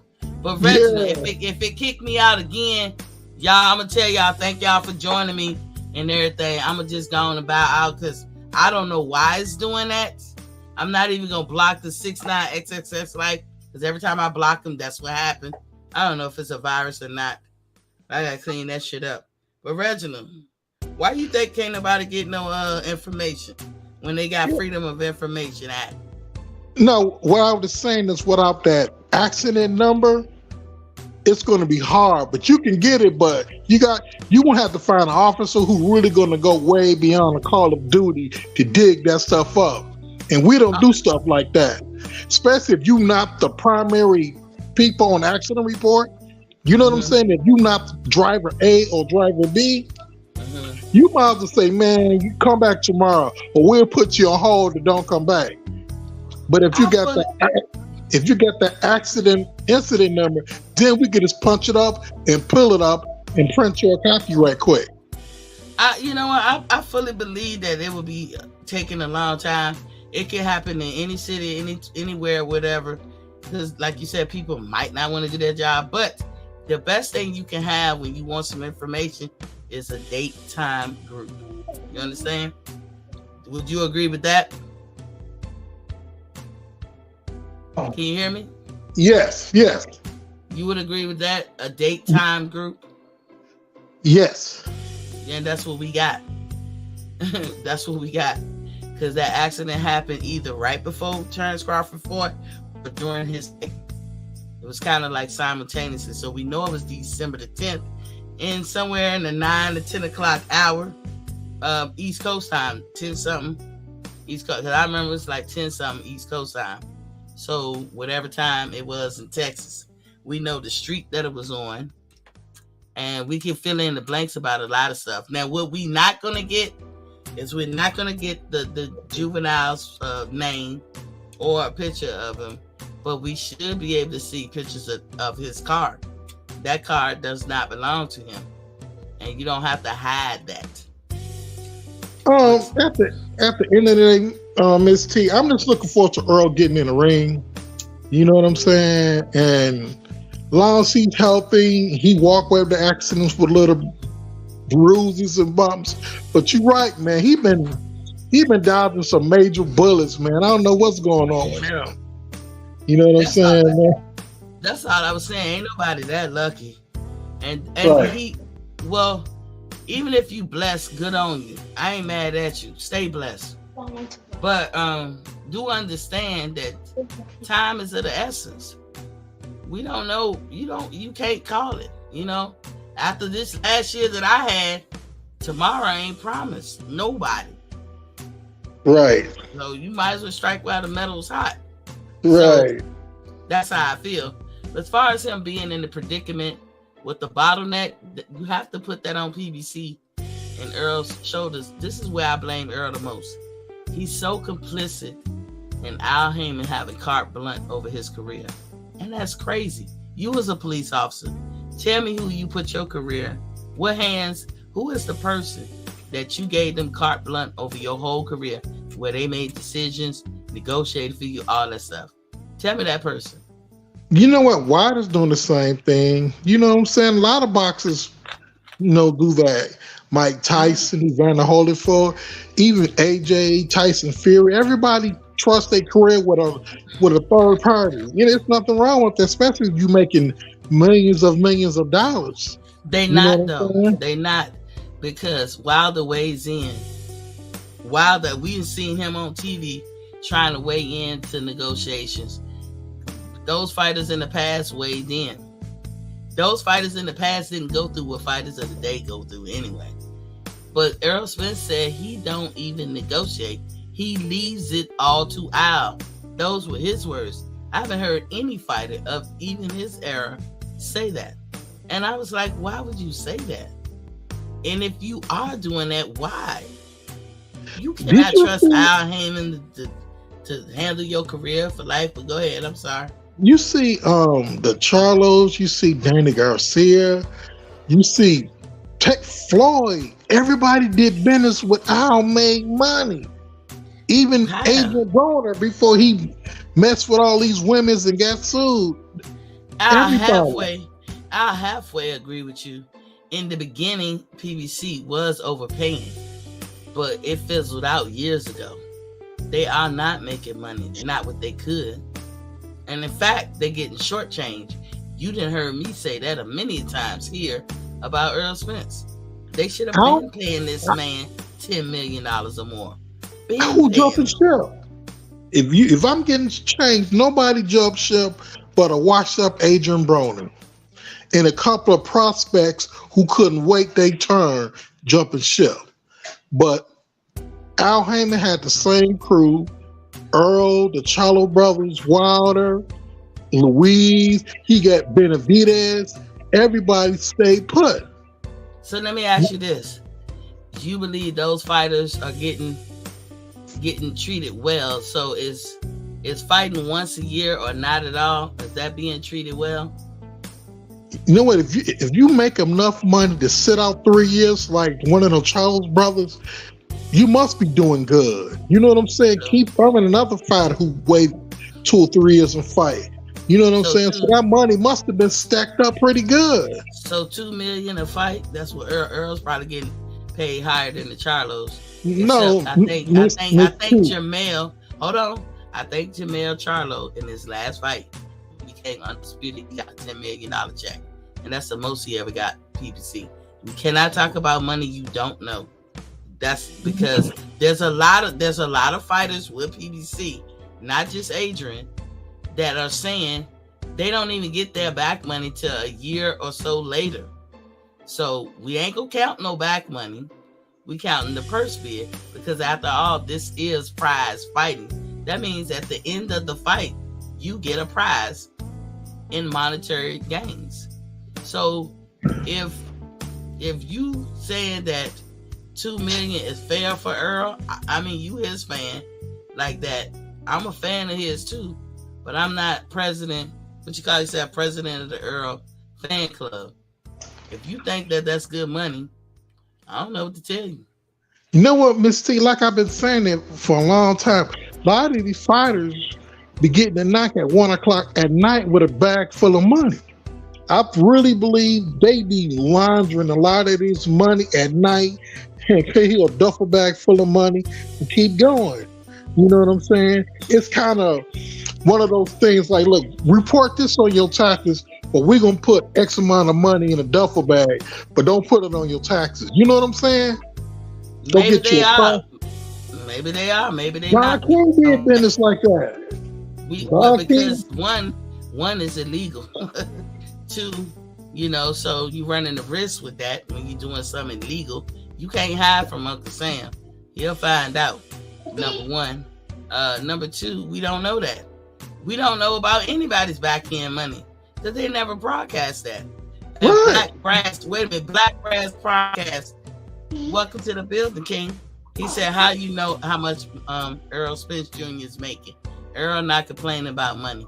Terence Crawford looking to take a payday from anybody. So is Errol.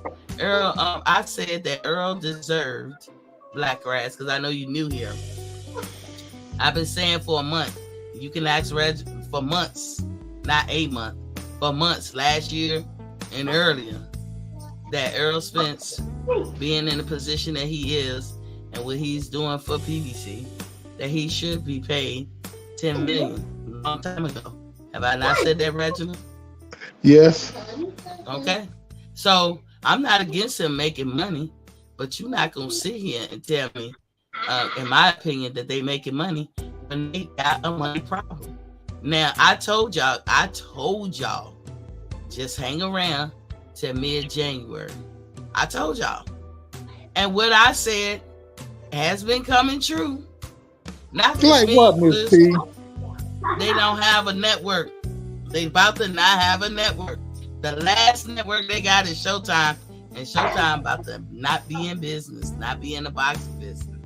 So they don't have a network. Tank fighting. If Charlo didn't January break his 7th. hand, if Jamal Charlo didn't break his hand, he's fighting on a major network. Earl's He was. fighting later on this year on a major network. No, we don't know that. We don't. You let me come show on, you. man. Now hold on. Let me show you. 'Cause I know you be thinking Miss T be capping, but you gonna see. You gonna see. Hold up. And you ain't never seen. You been watching me for a minute, bro. Miss T, Never seen. Miss T, you don't got to pull it up because if Errol Spence fighting, he fighting on a major network. He ain't fighting on no Black Prime. Listen.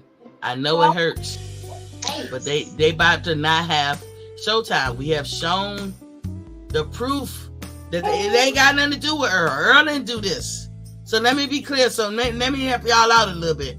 Earl is not the fault. He's not at fault. But why Showtime will not be in boxing anymore. You better holler at Paramount, who's making that final decision. PBC do not have Fox. I proved that shit. Cause y'all, somebody cleverly took an article that was old about PBC's deal with Fox and try to pass it off like it's new. But if you read the article, the dates in there said 2018 to 2021. We're in 2023.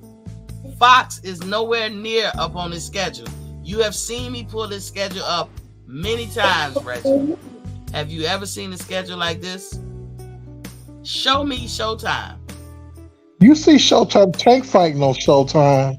One fight and out. One fight.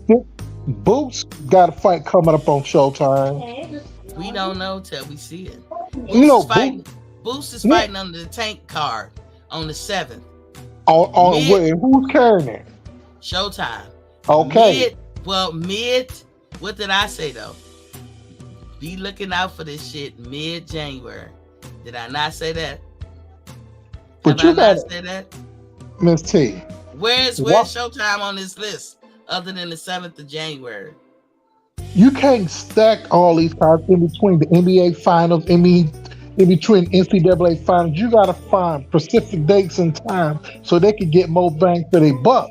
They don't want to step on other sports shows. They have their dates locked in. You know, and I know that boxing be going down every Saturday night. Let's not start pretending. Let's not start losing our logic. No, I don't care what football and basketball. Boxing has continuously been on Saturday nights. Where is the PBC? These are the big days. The big dates is in May and September. Either Water gonna fight or Earl gonna fight on those big days. Or the Charlo brothers gonna fight on those big days. Everything else can be sprinkled. Really? So you used to seeing this list longer than this, and you also used to seeing this list projected out at least 2 or 3 months. Where is it? I'm talking with Showtime on that. Where's Fox? Fox ain't even on here. Fox is gone. So be down. Everything be down what Paramount said. Is that what you're saying?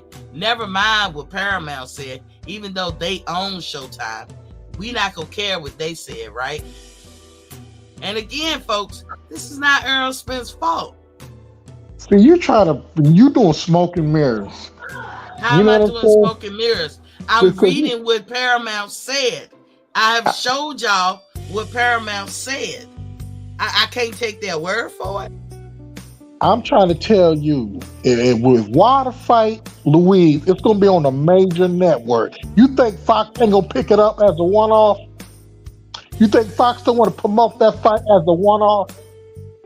Fox does not have a contract with PBC. Like I said, as a one-off. Give me the Wilder fight. Then that will make Wilder an independent contractor, and he's not. No, Wilder's done with PBC. PBC. Exactly. Oh, so you doing smoke and mirrors, man. I don't know. Listen to what I'm saying, Reginald.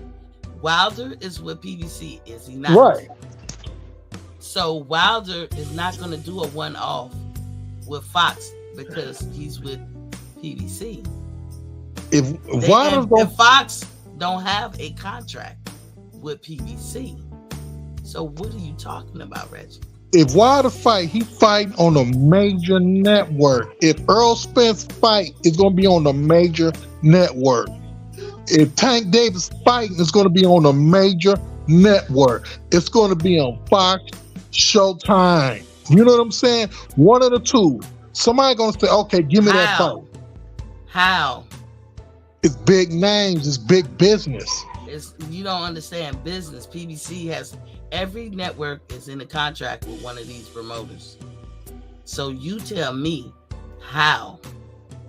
No, it ain't nothing but it's ESPN and it's Showtime. No, remember, Errol Spence will never, and this is his words, ever, never fight on ESPN. Those are his words. That's Bob Arum territory anyway, so we don't care about that. And so, and PBC's territory was Fox and Showtime, and their contract is canceled. I'm just stating what Paramount said.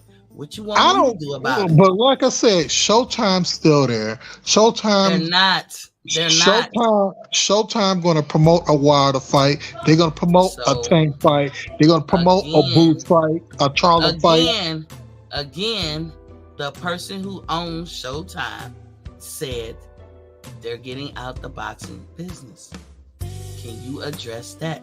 We're in the midnight hour. Business don't run like that. They don't walk right up to the deadline or wait to the deadline if they smart to renegotiate a contract. I ain't saying PBC can't pull a rabbit out their ass. PBC gonna have to go to ESPN. They're gonna have to go to the Zone, somebody, or they're gonna have to get with an app. They ain't going with no app. They ain't going with no Zone. Okay. You got NBC. You got CBS. You know what I'm saying? They not the only. They ain't the only the only business in town. You know what I'm saying? By Paramount. Yeah, and if they is owned by Paramount going to make money. Paramount, you saying that? Paramount said hell to the no.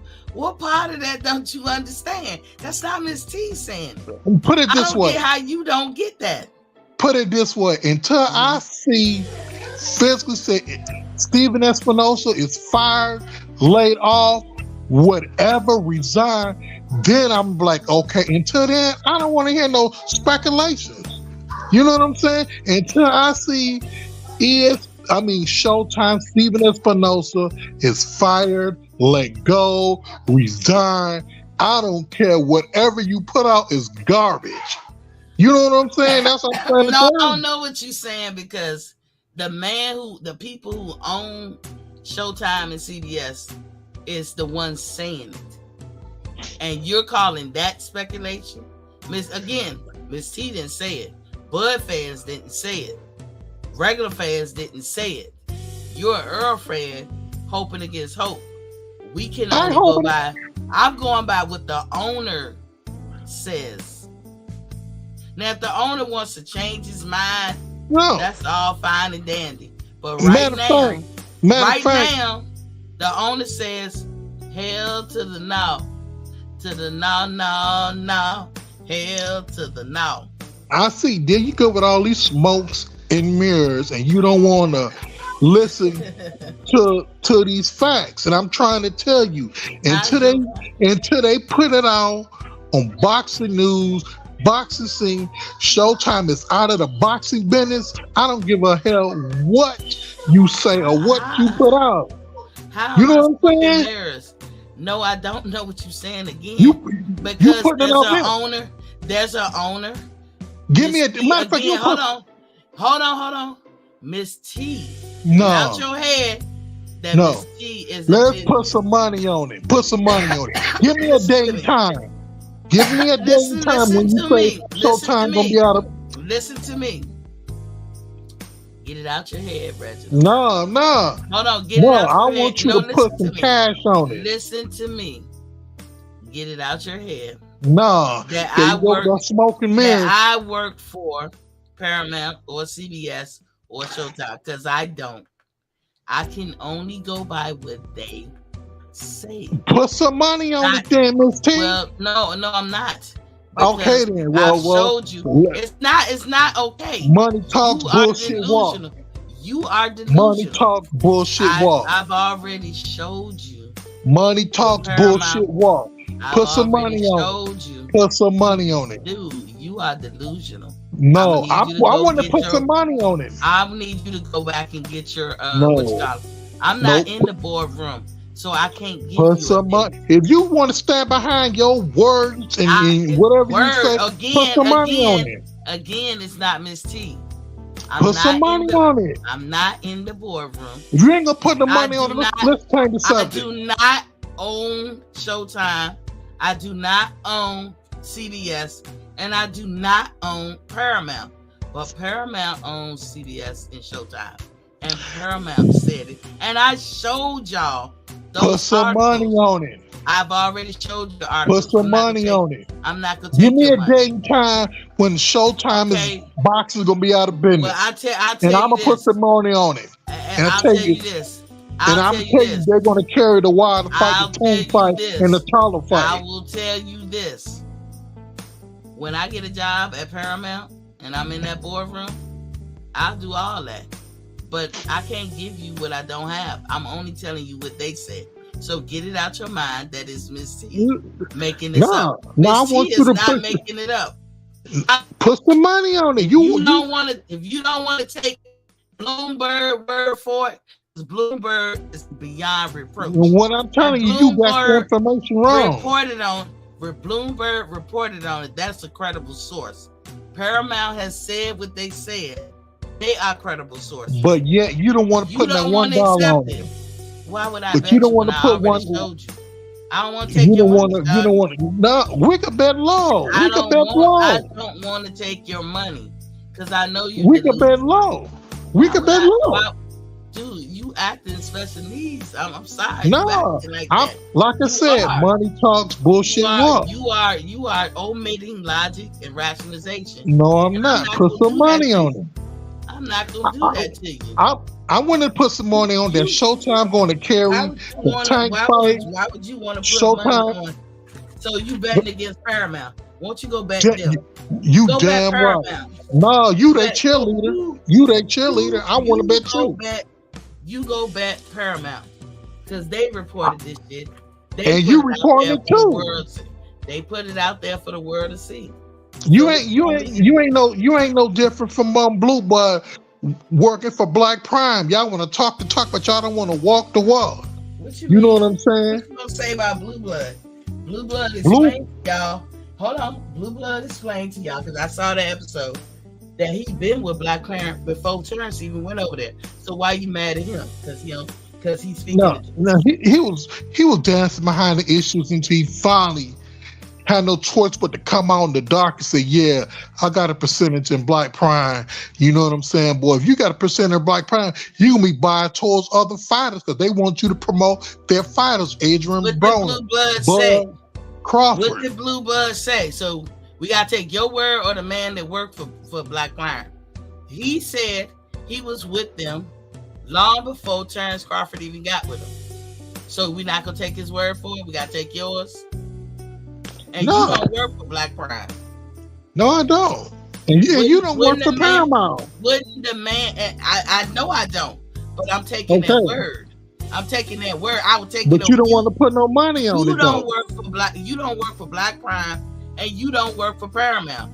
So Paramount put something out. You put something out. Which one should I take? Which word should I take?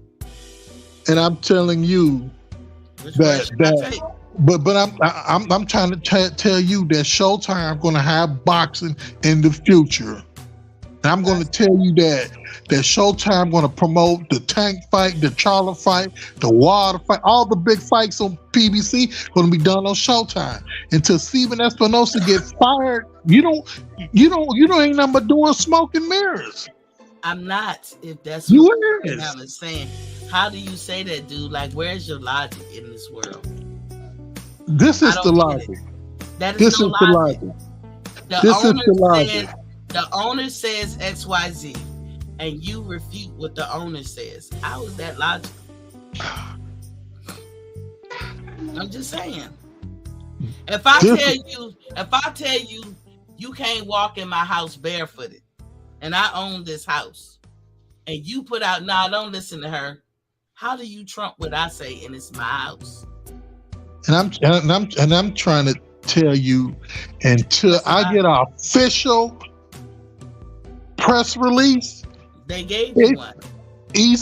Stephen Espinosa fired as of February 1st. Put your money where your mouth is. They gave you. You ain't gonna put your money where your mouth is. Let's change the subject. They gave you a press release. No, you're gonna have to bring the logic back. I told you 2023. No. I told you 2023. What day? Bring back logic, and we're gonna bring back what day?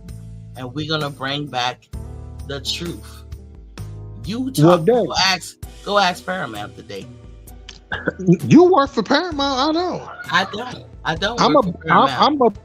can I'm read a big Paramount fan of PBC. We clearly see that. But you ain't a fan of who owns Showtime and CBS, which is Paramount. You're not a fan of theirs. That's your problem. I'm a fan of whoever network put on the show. Is this Fox, NBC, CBS? It could be on whoever. I'm watching, tuning in. Well, I'm gonna ask you this: prove that PBC got a contract with Fox. I'll wait. We will all wait. Prove it right now, and I'll put it up. So the truth is, I'm not sure what I don't know nothing about Al Heyman business. No. You know so much. I told you that they didn't have a contract. I've been saying that. And what happened? I'm telling the truth. He slid out the ring. Don't get mad at me. It's not me who's doing that. Right? If you know so much, come on back. Show the proof that Fox got a contract with PBC. Because the only reason PBC put boxing shows on Fox is because they had a contract. I've been saying it, others have been saying it, and we were telling the truth. The lie detector determined that we were telling the truth. So you show me. That's one down, another one to go. You show me the proof. I see you right there in the back, Reginald, but it said device not connected, so you need to connect the device. But Reginald, I challenge you. There you go. Yeah. I challenge you to show me the proof that PBC got their contract with Fox. If you go on YouTube, if you go on Showtime, they promoting Tank Davis, they promoting Boots, they promoting PBC fighters, even though Boots not signed to PBC. That lets me know that Showtime's still in the boxing business. Until this month. Sometime this month. I'm trying to tell you, when Charlo get his hand fixed, he's going to fight. More than likely, it's going to be on Showtime. Wilder, he's fighting Louise. It's going to be on Showtime. Look. Errol Spence, Showtime. I'm betting 1,000. I told you they lost their contract with Fox. And the lie detector determined I was telling the truth. You show me proof that they still got a contract with Fox. PBC Is Boots fighting? They don't have a contract with Fox. Showtime's contract is running out, and when it does, they're done. That's according to Paramount. Now, if Paramount wants to change their mind, it's a free country. They can, but as of right now, today, they haven't. And it's evidently clear by this boxing schedule. Never have you ever seen me bring up this boxing schedule, and this the one I go to, where it only shows this little bit of shit. Showtime is here. Showtime is there. Right. Okay. Showtime Where's Showtime in February? Where's Showtime in March? Because they don't have the contract. No, because one thing about March, That's Super Bowl. And in March is basketball. You got to look for pockets and windows. And I'm trying to tell you, the big days in May and in September. I'm trying to tell you that the fight David Benavidez and Pint going to fight in May. The fight that Showtime had up until now, they will always be filled up. They have their dates, regardless of these other sports. Yes, in March Madness or whatever. Yes, the Super Bowl. When did that stop them before? This time last year, you would have saw a list that's longer than this, and it would have had Showtime, Fox, and all that with the PBC fights. You don't see that. You don't see that no more. You don't see that no more. So when Paramount, when Paramount, who is the owner of Showtime, come out and say, we're gonna pack it up. We're done. Now what Showtime could do is go change and get an app. They could do that. It has already been put out that Paramount is absorbing Showtime and they're not bringing the boxing with them. What you want me to do? They said that. I didn't say it. They said I'm going back to my original question. Put some money on the thing if you so confident. You sound so silly. Come on. No, I'm being dead serious. You sound real silly. You ain't gonna put no money on it. Well, you ain't confident enough. It ain't about confidence. You're delusional. I am. And I know you're delusional. So why would I want to take your money? I'm confident enough that Errol Spence, Tank Davis, Deontay Wilder, the Charlo brothers, David Benavidez, all going to fight on Showtime this year. They already got the fights lined up. So let me ask you a different way. Did Paramount put out that they was done with Showtime and boxing? Did they? I got that information from you. I don't know. No. Did I show you the articles? You can't believe that. You can't believe everything that you read. Is that something you can go look up yourself? No, I'm not doing that. I'm not doing that. No, but see, that's why I asked the question. If you can go look this up yourself, I'm not. No, I want to take your money. I want to take your money. Don't take my word for it. Go look it up. And then if you come back and say there's nothing out there where Paramount has said that, then okay. But I know that there is. I showed it to you. Well, I'm gonna bet on something that I already showed you. Because I'm a sucker. I'm a simp. You don't want to accept it. I want to give you my money. Let's bet. Let me tell y'all something. Just because you can do something to somebody, that don't always mean that you should do something to somebody. Now, the nigga was wrong about first ballot. Now, I proved him there. No. Was wrong about Fox. No, see, you splitting hair. You splitting hair. No, I'm not splitting hair.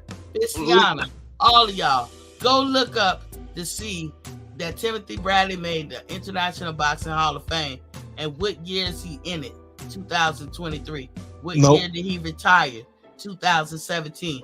Let Google be your friend. Go search it up. Mayweather retired in 2017 too. And guess what? He was first ballot. Timothy Bradley ain't coming in until next year. So he was not first Bradley. He was not first ballot. So that says Reginald there was wrong. Because Reginald came on the show and said that he was first ballot. That nigga, that's what you said. No, our original question was, is Errol Spence a first ballot Hall of Famer? And I said yes. You told me no. Then I told you, let me finish. Okay. And I told you Errol Spence going on the first ballot. You said, well, Terence Crawford already there. I said, okay, Errol Spence going on the first ballot too. Because I told you the bar is set so low. And I gave you a list of boxers who in the Hall of Fame who never won a championship. That's why I was confident to know. What did you bring Tim Bradley up to do? To prove what? You don't remember that? No, I told you. The question was that Tim Bradley going to the Hall of Fame. And you told me no. You said his No, resume wasn't nigga, good enough. everybody who was here remembers you using that as an excuse that he went first ballot. And then I went back and looked, and no, he didn't. You were wrong then, you are wrong today. I've said that they don't have a Fox contract, and you was wrong. You are delusional, man. There you go. But you don't want to put no money on it, huh? Because why would I want to take you? I've already showed the proof. Okay. Hey, you don't want to put no money on it. Let's let Destiny get the flow. What's up, Eric? Destiny, I'm going to eat your ass up, too. You can get this work, too. Destiny, we cannot hear you, babe. Okay, hold on. Get in there. Let me turn the music off. Let me turn my music off. Okay. Go ahead, Destiny. What's good? Can you hear me? Yeah, we can hear you now. Oh, okay. Nah, I thought it was good. How was your holiday? What's it? Not Thanksgiving. What's the one we just had? Christmas. New Year's. New Year's and Christmas. Yeah, it was cool. It was cool. Yeah, happy New Year's. How was yours? Shut your ass up. Yeah.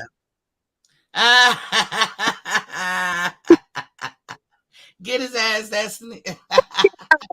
Errol Spence for president. The fuck you gonna get him up there so he go running? That's why we gonna get him up there so he go start running. I guess. I mean, we want a jogger for a president. A track star. Yeah, let's get into this debate. Like I was telling Miss T, and I'm pretty sure you and Miss T on the same page that Showtime gonna have boxing now and into the future. Cause Wilder fighting Louise, Plant fighting David Benavidez, Errol Spence probably gonna fight Keith Thurman, Boost fighting, Tank fighting. That's a whole plethora of fights going on Showtime. But Miss T in her delusional mind saying that Showtime is out of boxing. And I say, well, put some money on it. She don't want to do it. And that's where we are right now. That's what we talking about, Destiny. You want to weigh in on that? I mean, to be honest, Miss T probably got a point though, because the CEO of Paramount, he wants to get rid of Showtime. He does not like the Showtime. So what happens if he gets rid of the Showtime? Then where does PBC go? They don't have no home. A man with no land. You want to put some money on it too? Destiny, don't bet him. Don't argue with me and Miss T. Go argue with the damn CEO of Paramount, okay? He the one who said he don't want this the Showtime. Me and Miss T say that. Two people saying the same thing, Errol. Errol for president. Go. How about you Google it and see what the man said? He does not like the Showtime. He wants to get rid of the Showtime. But I'm trying to tell you, boxing is a business. ESPN and Showtime's the only boxing market in the United States besides Fox. And Fox might be getting out according to Miss T. I'm trying to tell you, until I get official Fox out. Unless I get official notice, ESPN, Showtime is firing Steven Espinosa. Boxing is here to stay. Nobody want to give me a date and a time. What's gonna happen, Destiny? You gonna see them PBC fighters go into an app or to the Zone or ESPN. Then what he gonna say? Or BLK Prime. No, they ain't going that low. Shit. You already got people trying to get over there to BLK Prime. So what do you mean they ain't going that low? What's wrong with BLK Prime? Tell her, because I know Destiny been watching Blue Blood. Go on and tell her how you think Blue Blood switched it up when he explained this stuff over and over again. See, what it is Reginald hears shit and he don't like it.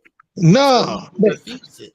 This is what I hate about Blue Blood. Blue Blood hid this from us for a long time. We thought Blue Blood was neutral like you, like me, and everybody else who's, who's a boxing junkie. There's nothing wrong with upgrading your stuff, but you should let us know that you down with Black Prime, and he go they promoters, he go they fighters, and we're going to promote their fighters. You know what I'm saying? Let you know. I'm confused as to what he didn't let you know, because I told you he explained that he was with BLK long before Terence came over there. So what was he keeping a secret? Why was y'all mad? When the cat got out the bag, now I see why he was bashing Earl Spence so much. You know what I'm saying? Oh, He was, you know what I'm saying, trying to make excuses like it was Earl's fault that the fight didn't get signed. he I'm was like, telling the truth. no, he wasn't telling. He was a paid sponsor.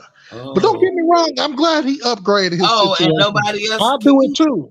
Can you remind him, Destiny, Mm-hmm. about the payola shit? How that go down? You want to talk about payolas? You want to talk about whatever? He's a paid sponsor, or whatever. First of all, I can tell you one thing's for certain, two things for sure. Bud ain't coming out of his pocket to pay a damn soul for nothing, for nobody's promo. That's what we do know. Bud is he's a bona fide Libra. One thing you know about Libras, they ain't paying nobody for no goddamn promo. You can kiss their ass before they do that. But your boy, yeah, go ahead. But Prince, oh yeah, he definitely got niggas on the payroll where that's all they do is just put out positive, press or whatever, propaganda for his old floundering ass. That's all they do all day. I'm not mad at Blue, but like I said, I do it too. Somebody gonna pay me to promote their fighters, I would do it too. Cause that don't nothing but make great business sense and putting your hands in another line of income. So that's great for Blue Bud. You know what I'm saying? You know where it goes wrong, Reginald? Where it goes wrong is if you paying these people to big you up, but also paying these people to put down another fighter to besmirch their character and assassinate their character, then it gets a little murky, when you do that. Right. And that's what she's saying. So, I don't know. Yeah, but any positive posts that he get with ain't but 10 niggas all on YouTube anyway that fucks about the long way. He's not paying none of them to give him the positive, press that he gets or whatever from the YouTube channels. It's just because people just really respect his art. But whereas Errol Spence, he's got to pay people to say these nice things, these niceties about him. He's not a likable person. Obviously, he's not that much of a likable person. If he's got to pay people to say nice things about him, what does that say about him as an individual? Errol Spence, Bud Crawford is the same guy. Two different guys from two different states. Both of them know how to fight. Both of them got family. Both of them fight for their family. And that's pretty much, you know what I'm saying? One fights for their family. The other one fights for alcohol. So, I mean. Oh, you got jokes. Putting it out there. Calling as I see it.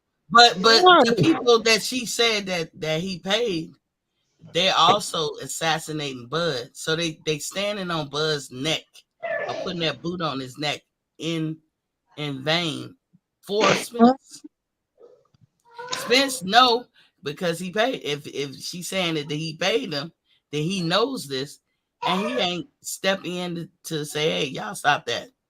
It's one thing to say, "Hey, Spence, yay, vote for Spence, yay." But it's another thing to say, for Spence, yay, but fuck Terence, but big up Spence, but fuck Terence. That makes it fucked up. No, this is the truth. If Bud was not fighting Errol Spence, I would be a big Bud fan. If he fighting Ortiz, and if he fight Boost, and I'm a big Boost fan, I'm still rocking with Bud. Only time I'm against Bud when he fight Earl. Other than that, I'm a huge Bud fan. I have been for years. But you guys don't hold Spence accountable. That's the problem. That's the problem. Like, you will hear the narrative that Bud ran out on negotiations when that could be furthest from the truth. He did. How did he do that? He was negotiating with three people. He had a $25 million deal with somebody in Dubai. And he had Black Prime. Then he had trying to work a deal with Earl Spence and Al Heyman. He had three people he trying to do deals with at the same time. Where's your proof that he was negotiating out of Terrence's mouth? Dubai. No, he never said. He did. He never said he was negotiating with somebody out of Dubai. He never said that. He said he had investors. And guess what? Those same investors probably showed up at the BLK stuff because we know that Warren Buffett was one of those investors and his friends with the BLK. And if you don't believe that, watch the fight because they showed the commercial through the whole fucking fight. Who was the investors? Big and bold and bad as shit. Warren Buffett is one of them. So where's your proof? That's my proof. I find That's it hard my to believe proof. that Warren Buffett. See, you're gonna say that, Warren but it Buffett was there. It's the dark man in the alley saying, "Hey, trying to backdoor Al Heyman." You know How's he backdooring? So do Al Heyman backdoor? Do Spence backdoor? Let me ask you that. No, because they never backdoor. Because all the PBC fighters, except for what's that drunk name? Adrian Broner stay loyal to Al Heyman. Everybody else stay loyal. Listen to what you're saying. Listen, Reginald. Listen with your ears.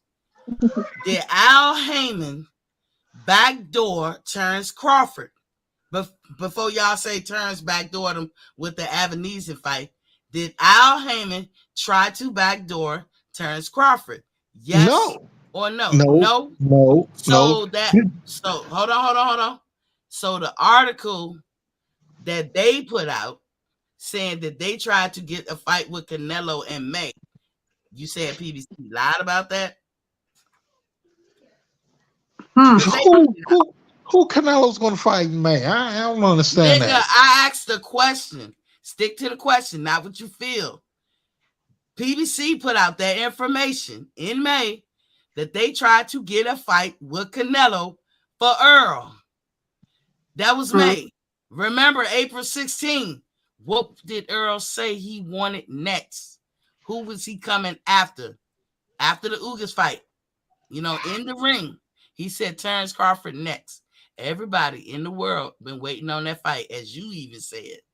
So why would you go try to make a fight with Canelo? And if you were, that's your business. But did you tell Terence Crawford? And if you didn't tell Terence Crawford, did you tell Terence Crawford? First of all, Canelo is a way bigger star than Bud. You won't answer the question. It's way bigger. As y'all see in the chat. You don't like the answer. You don't like the answer the question. I just asked you, was he bigger than that? I never disputed that. I said, did he backdoor him? Yes or no? He didn't backdoor him. So he did. So PBC trying to make a fight with Canelo and not telling Bud wasn't backdooring. First of all, he is not a bigger star than Cinnamon. I'm sorry, Cinnamon is not a bigger star than Bud. What people fail to realize, what y'all look at, hold on. What y'all fail to realize, what y'all look at is all 10 of them funky ass fans he got over there in Mexico, because a lot of Mexicans in Mexico don't fuck with him because they feel like he's a coward. Y'all swear to God, that equates to him being this worldwide star. He's not. According to facts that you can Google for yourself, Bud is the 8th most recognized athlete in the world. Not in Mexico, in the world. So he's not a bigger star than Bud, but you're welcome. Continue on. Canelo is the biggest star outside of Tyson Fury in the world. Outside of Tyson Fury, ain't no bigger star than Canelo for years. Those are just straight facts. When he fights, everybody tunes in. Mexico's not the world, That is not facts, son. That is not facts, son. How about you Google facts? That's not facts. Those are facts. Canelo's the biggest star. He's bigger than Wilder, and I'm a huge Wilder fan. Okay, believe that. Believe that then. Believe that if you like, if you may. But here's the problem with Bud. Bud had a great opportunity to sign with PBC and get all them dogs. He could have got Charlos. He could have got Errol Spence. He probably would have even got David Benavidez if he would have signed with PBC. But he didn't. And he wanted to do anything on his own. That's why he fought on the Blind Prime Network. And now he's looking for another fight. And he really running around with his head cut off. Listen, you still not answering the question. You're still not answering the question. The question answer your question is. No, you didn't. You now that you told me how you feel and I let you get it out, answer the question. Did PBC backdoor Bud by trying to make a fight with Canelo in May? No. They didn't. No. That didn't happen. No. So PBC lying on themselves. Canelo's a bigger star. Nigga, I didn't ask that.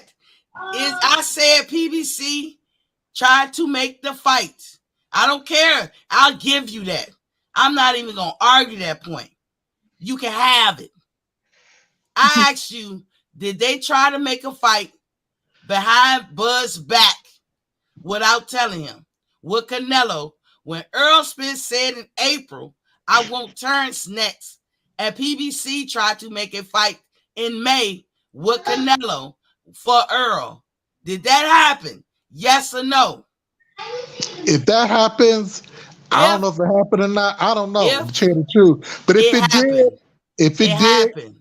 Okay, he didn't back though, Bud, because Bud not a PBC fighter. He ain't had no contracts. Nigga, then use that same excuse. Then use that same excuse when y'all say that David Ebenezer and Bud backdoor PBC, because PBC don't own Bud. Bud ain't signed to him. Use the same excuse. Keep the same energy. You still don't want to ask the question. You would have passed up undisputed for a C-rated fighter. Cinnamon's not a PBC fighter neither. Cinnamon's not a PBC fighter neither. So I don't understand what your point was. It's really yeah, that's the point too. But he would have signed a 2-fight deal. Nigga, we not saying. Listen, Bud signed a deal to fight for $10 million. We know that. You know he's getting that $10 million. He ain't getting no $10 million. How do you know? No, everybody knows. Nigga, everybody knows. Everybody don't know. Your delusional ass know. That's what you know. Bud said it. Bob Arum said it. People at BLK said it, but you don't want to accept it. No, but you know what? That's neither here nor there. The fact is, if Bud wanted these fights, he could have signed a 3-fight deal with PBC. He would have got Charlo. He would have got Errol Spence. He probably got David Benavidez. He could have got Plant. He probably would have got Boots. He would have got everybody for his legacy.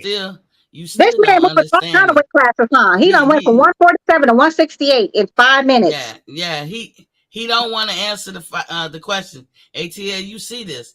ATL asked me a plain, simple question after the Bud fight. He said, why Bud ain't say nothing about Spence? Because that's a debate. You ain't saying shit about you want Spence next. And I said, ATL, you're right. He didn't say nothing. I didn't put up a fuss or fight. Y'all know I'm team. Scared of what? I'm team Bud. I'm not delusional. It's a fact that Bud didn't say it. Regardless of the reason he didn't say it. So why you can't say that PBC tried to backdoor Bud? Why you can't say it? Because it's not true. How is it not true? Because Canelo's bigger money, bigger business. That is not answering the question. That has nothing to do with the fight in China. Damn, dude. You smarter than this. I know you got to be. Answer the fucking question. Destiny, you let her talk to your husband like that? My husband, I don't know what else says. My ex-husband is all the way somewhere in Kuwait or wherever the fuck he at. He's somewhere. I'll put him on the witness stand. Answer the motherfucking question. As y'all see in the chat, Reginald, and I love him to death, he has no credibility. Because he won't even answer the question. He's like the worst representation for the Errol Spence, committee or whatever.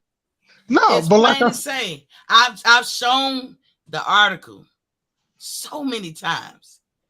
He don't want to answer the question. But like I said, I'm a huge Bud fan. I said when he fought against Errol Spence. That ain't got shit to do with the fact that PBC tried to backdoor him. They did. Just like that, Andrew. Just like that. I keep asking you. They did because they put it out there. None of us would have known it if they didn't put it out there. Now you want to say PBC lie? You can't. You don't accept Paramount's. What they say. You won't accept No, nothing when nobody else say. They go against what you want. And then here's PBC, who you're a manager of, and you won't accept what they said. They put it out. Not Miss T, not Destiny, not Bud, not his fans. They did. And I've shown that to you before. You don't want to admit it. But how that's back knowing Bud when Bud didn't sign no contracts to be with PBC. So why should I stay loyal to you? You know what I'm saying? What you talking about loyal? I But asked a simple question. and I gave you an answer. You're not answering. Did they backdoor? Because you said I said no. Y'all said that backdooring was Bud taking a fight with Ebenezer without telling PBC. But you won't say that PBC tried to do it first to Bud. They just wasn't successful. That's the only difference. They tried to do it to Bud. They just wasn't. It's not a difference. It's not a difference. If Canelo would have said, you know what, PBC, I like that fight. Yeah, bring it on. Guess what? They would have backdoored Bud. Guess what would have happened? We will never have a Bud versus the Errol Spence anyways, because he's not going to come back down from that kind of weight to try to fight a Bud. So if he would have, that's what the fight would have went through. That fight, the fight that we still, our fantasy fight that we talking about now, still was not going to happen. So yeah, it wasn't never going to happen anyway. So I hate to do this to you. What's your name? Reginald. I hate to do that to you. What that say, Reginald? Let me get that off so you can see. Reginald. Still say online? Proof. Let's see if you accept it.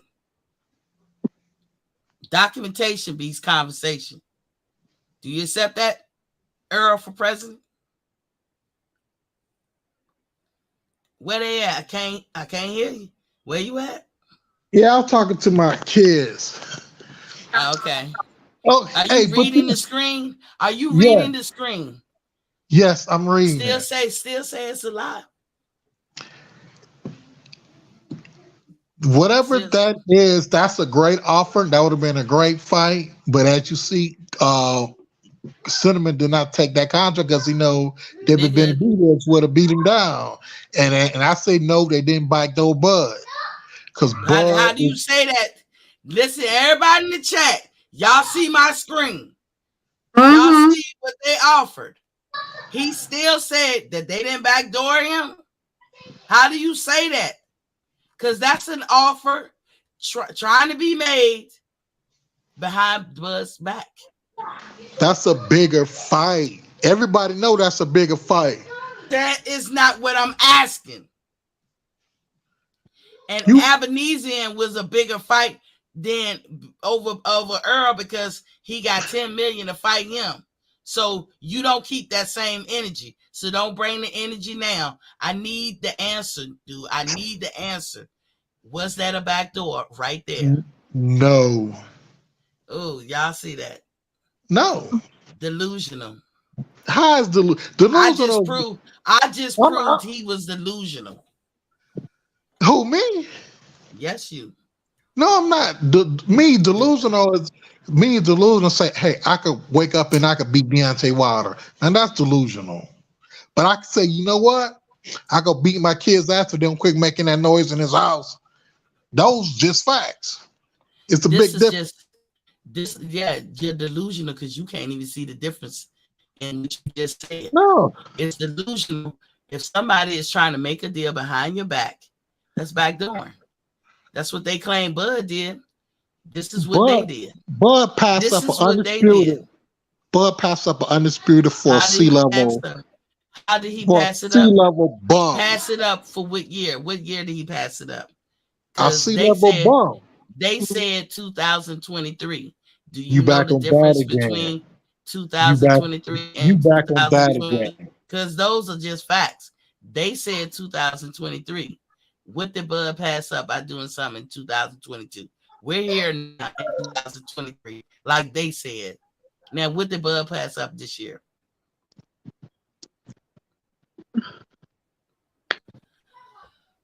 You can't answer it because you don't want to answer it. I'm just saying. Bud passed up an undisputed title to fight a crackhead. He's still saying that. He's still saying that. You don't have no evidence or no proof to even back up the half of the things. You should say anything, huh? You No, love to say it's just a fact. He is ain't a delusional. crackhead, but He's a delusional for lesser fan. competition. He's a delusional fan. No, I'm not. And he has no credibility because it's staring him right in the face. It's a bigger fight. Proof is staring him in, regardless, and Ebenezer was a bigger fight. To who? Is a bigger fight when you talk about money. Because to who? What Alvarez? Why is that a bigger fight? Because what you gonna tell me? Why is it a bigger fight when he 3 weight classes above Errol Spence? Why is that a bigger fight? Canelo is the biggest draw in boxing, period. What you mean by draw? What you mean by draw? The money? Put it this way. Are you talking about the money? Because they always lose money on him. They always lose money. That's why the zone got rid of him out of that damn $300 million contract. Because they lose money on him. He's not the biggest draw. But you could continue on with the fantasies. But listen, he just said the money, right? Did Terence Crawford just get a boatload of money? He didn't get nothing. He got a boatload of money. What? And he don't want to accept it. He don't know Terence Crawford. He don't know Errol Spence. He don't know BLK. He don't know Blue Blood. He don't know everybody who would be in a position to know. He don't know Bob Arum. All of them said he got the money. Terence said he got the money. But he don't have no proof or evidence why Terence would lie about that. It has been reported that he got 10 million. It's all over the news. But Reginald Peters, won't accept it. So who is delusional? He gets it, man. Stop lying. And stop lying. So why is Reginald? Who's lying? Reginald or everybody else? Let's put that aside. Terence Crawford been fighting all these years. Now you're gonna tell me this upstart black network gonna give him his biggest payday over ESPN, over Bob Arum, or even over PBC, and you will start a company? Does that make any business sense? That's how startup company starts, because they have to invest some money to make money. Duh. But also the investors that was on that fight, of course, delusional Reginald gonna say they weren't there, but they ran that commercial throughout the fight. But Reginald didn't buy the fight because he wasn't interested. He probably didn't look at it. But everybody who watched that fight saw that commercial run all through the fight. Okay. Warren Buffett is one of the richest men in the world. So to answer your question, yeah, he got the money. He got the money to put it What's up. next for Bud? What's next for Bud? Tell me. It's all up to Earl.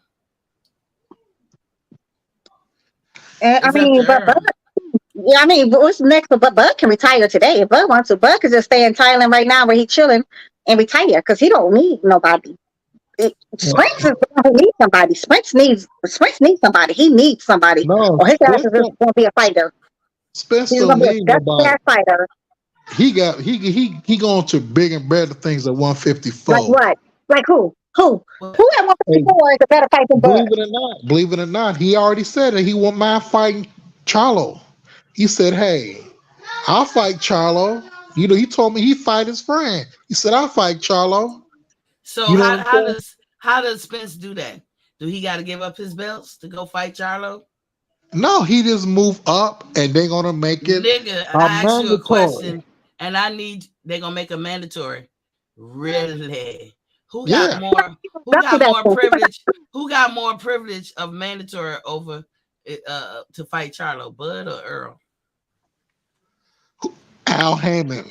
That's who will make the fight. Really? Al Heyman. So if Spence give up because he has to give up his belts, are you telling me he's not gonna give up his belts to move up to 154? You telling me he don't have to? No. When Earl moving up probably this year after the second fight. He gonna fight Keith, then he moving up. I'm He, almost sure of that. He fighting Keith this spring or summer, then he moving up. And he gonna either Charlo gonna drop them belts or he gonna fight Charlo. And I think they're gonna make a way that Charlo gonna drop them belts because he don't want none of Earl. so if Earl drop his belts and he make that move, then Terrence drop his belt. Who get in the fight with Charlo first? More than likely, it's going to be a PBC fighter because It's Bud gonna is be not. no, the fuck it's not. It's gonna be by the sanctioning body. PBC don't own no sanctioning bodies. Let's be real, Reginald. Earl, you let's be you real. wrong about that. Now I ain't wrong about that. Because the only person that can make a beeline to Charlo right now is Bud Crawford. The only person. Spence can't make a beeline. He can't jump in front of nobody. He could get in the top Listen, 5 or something, but he can't jump listen, in. He can't jump in the head of the listen. line. Bob Kiss my um ass. Bob Read the Bob rules. Arum Bob Arum owned WBO. Al Heyman owned the WBC. Al Haymon IBF. for WBC. Al Heyman owned WBC. Why you think Keith Thurman is magically mandatory for Earl Spence, or I Wild is told y'all. still at Yeah, number I one can after answer. I can getting answer knocked out that. twice? I can answer why Keith Thurman is magically mandatory, because when Keith Thurman, little did we I put this a couple of weeks ago, little did we know when Keith Thurman dropped that WBC belt, he had a deal with the sanctioning body, president and CEO of WBC, to get an emeritus belt, which meant whenever he was ready to be the number one challenger, all he had to do is ask. That's why. After 3 years, And guess what? That's their rules. You might not like it, but that's their rules. no. Al Heyman Reading, gave him that bag of reading, money. reading is fundamental. Al Heyman gave him that bag of money to the Reading, WBC. It reading happens is all the time. fundamental. Reading is fundamental. That's why that can happen. Al Heyman can give all the money he wants. Mauricio can't explain putting Keith Thurman, and you heard me even complain and say, how did that happen? But then upon further reading, I found out why it happened. He was promised by Mauricio the emeritus belt, which gives him headline privilege. You know who else got that belt? Several people. Andre Ward had got that belt. With the Klitschko's had got that belt. Tyson Fury was offered that belt 2 times this year. Yeah. You're right. Hey, I gotta check out. My daughter want my phone, so I guess I destroyed you enough, Miss T. You ain't And destroyed shit. have a good night, Miss You Destiny. ain't you ain't Happy destroyed holidays. shit. Happy holiday, happy new year though. Reading is fundamental. Please crack open a book. All right, boss man. All right. Okay. Bye. Bye. Bye.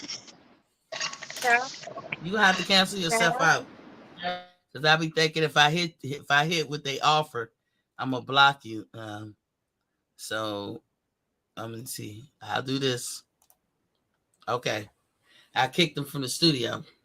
Y'all heard that nonsense. Destiny, what you got on that, man? That was some nonsense. He always come here with he always come here talking in circles and delusional. Like he might need some medication for that. So, stuff, schizophrenia and stuff like that. The hell? That dude is What's he so talking caught about? up in his delusion. He don't need. I just showed him the proof. I'm glad I bookmarked that shit because I knew it would come in handy again. I knew it would come in handy.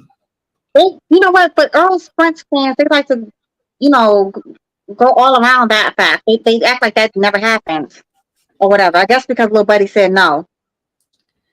Because Cinnamon said no. If Cinnamon said yes, then we damn sure would have had that fight. We would have had that fight. And Bud would have been like, what? I thought I was next. Coco Ong. Coco Ong, welcome to the building. I don't know what the squares mean. Me neither. Square circle. I'm gonna take it as positive. So I'm in a good mood. How was your New Year's, Destiny? Girl, I was dying from COVID. You got COVID? I had the COVID. Dang. I'm still kind of getting over the, but no, in there, whatever. But yeah, I had the COVID. I was in bed before midnight. Damn. I had 2 ear infections because I had a cold.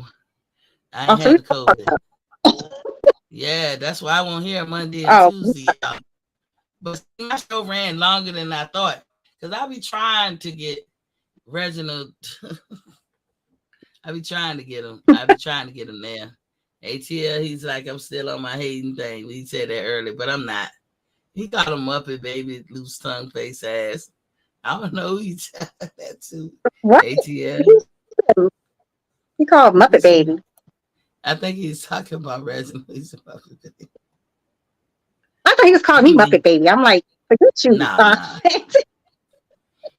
ATL. Muppet Baby. Yo, I just wanted to recap.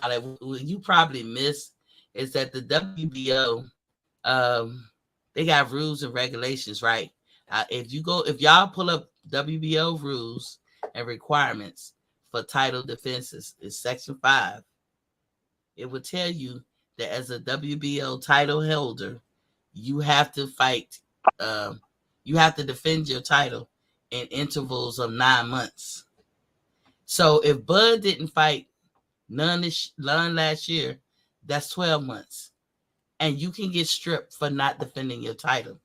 So don't that throw an extra into the reasoning why he said, I'm fighting this year, and then proceeded to make the fight with David Avanesian? Right. It was going to be anyways, he had already said, I mean, Mayweather already came out and said that fight is not happening this year, period. So then on top of that, they said it's not going to happen until 2023. Errol Spence been doing that. They was just stringing Bud on for whatever reason, I don't know. Hopefully, I guess it was probably hoping that he did lose his teeth, so they could avoid fighting him. What I think they were doing, they was hoping he'd be black ass Toby, and didn't know that he needed to have a fight within 9 months or get stripped. And he gets flexibility because he is a huh? That's part of what they was. I don't know, you going in and out, but Bud was allowed flexibility. It was time for him to lose his belt. Yeah, he was a super champion. Mm-hmm. If he didn't fight, if he didn't defend his title, he didn't have. They don't say who he got to defend against. It just said he has to defend every 9 months. He was allowed flexibility because he was trying to negotiate an undisputed fight with Errol Spence. Then they come at the last minute and pull the rug from underneath him and basically say next year.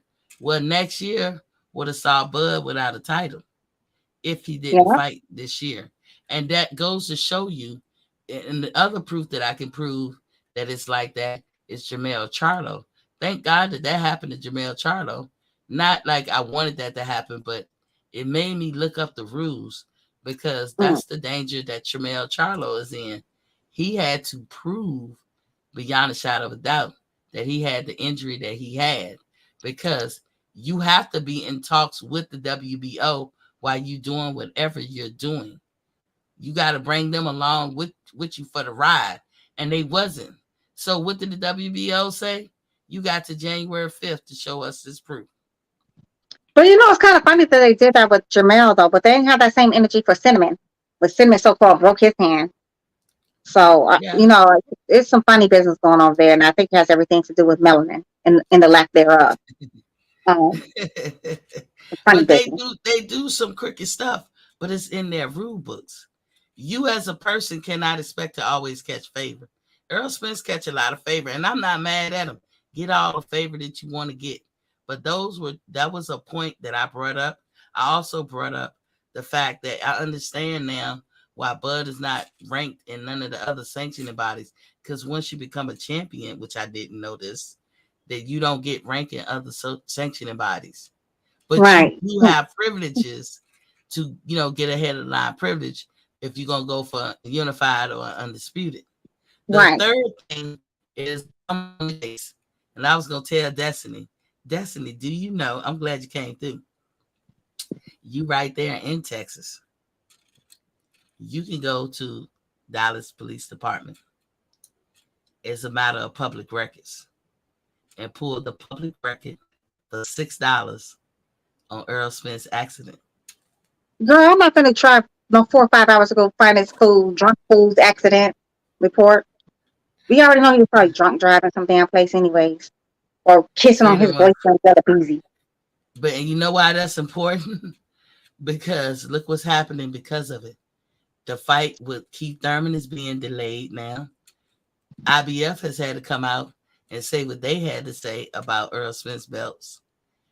All because of this accident. He's been in the division for the last, since 2019? For the last, 4 years almost now?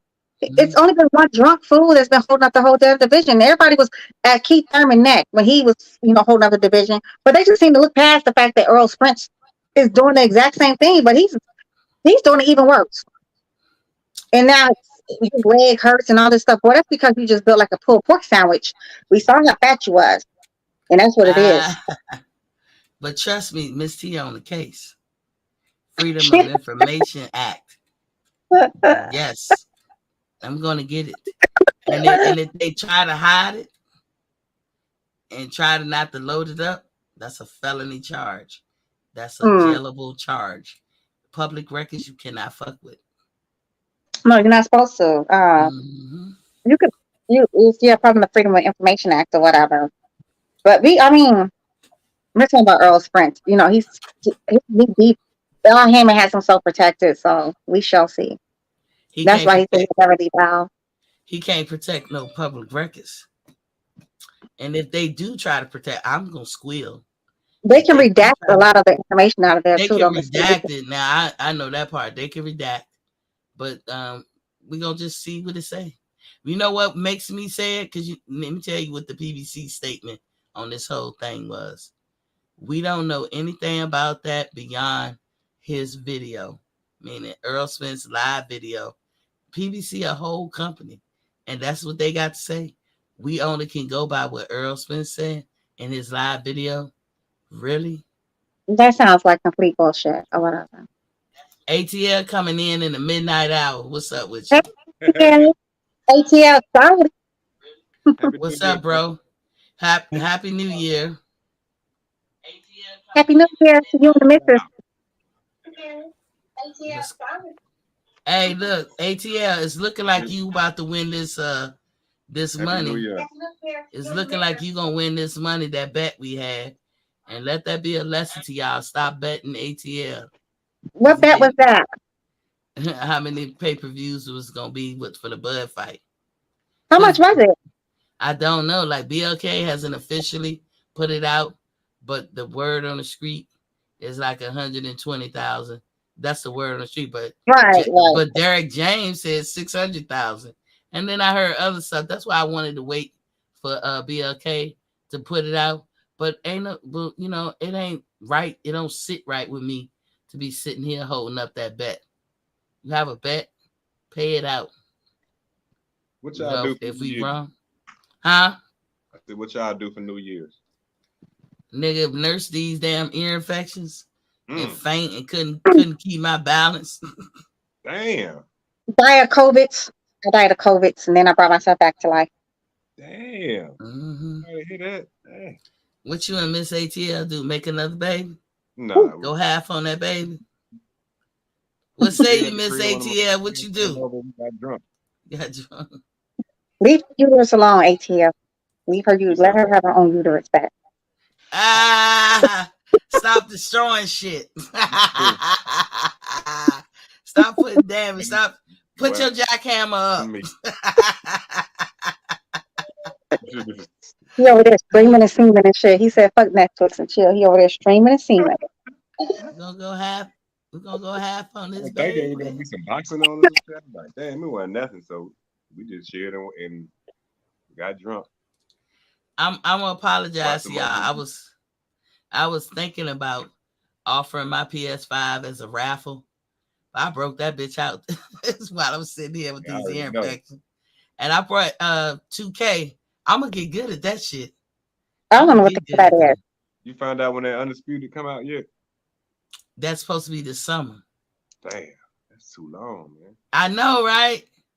Damn. I played Pac-Man and Sonic the Hedgehog. Oh, and Mario Brothers. Hey, look, I'm with you. I'm a Nintendo freak, and my hand is forever in the Atari position. So trying to maneuver this goddamn remote control is fucking killing me. But I've been beating some ass on this 2K. Of course, I got it on easy. What's a 2K? What's a 2K? Basketball. I don't know. Boy, when I learned how to dunk, nigga, I was in here like,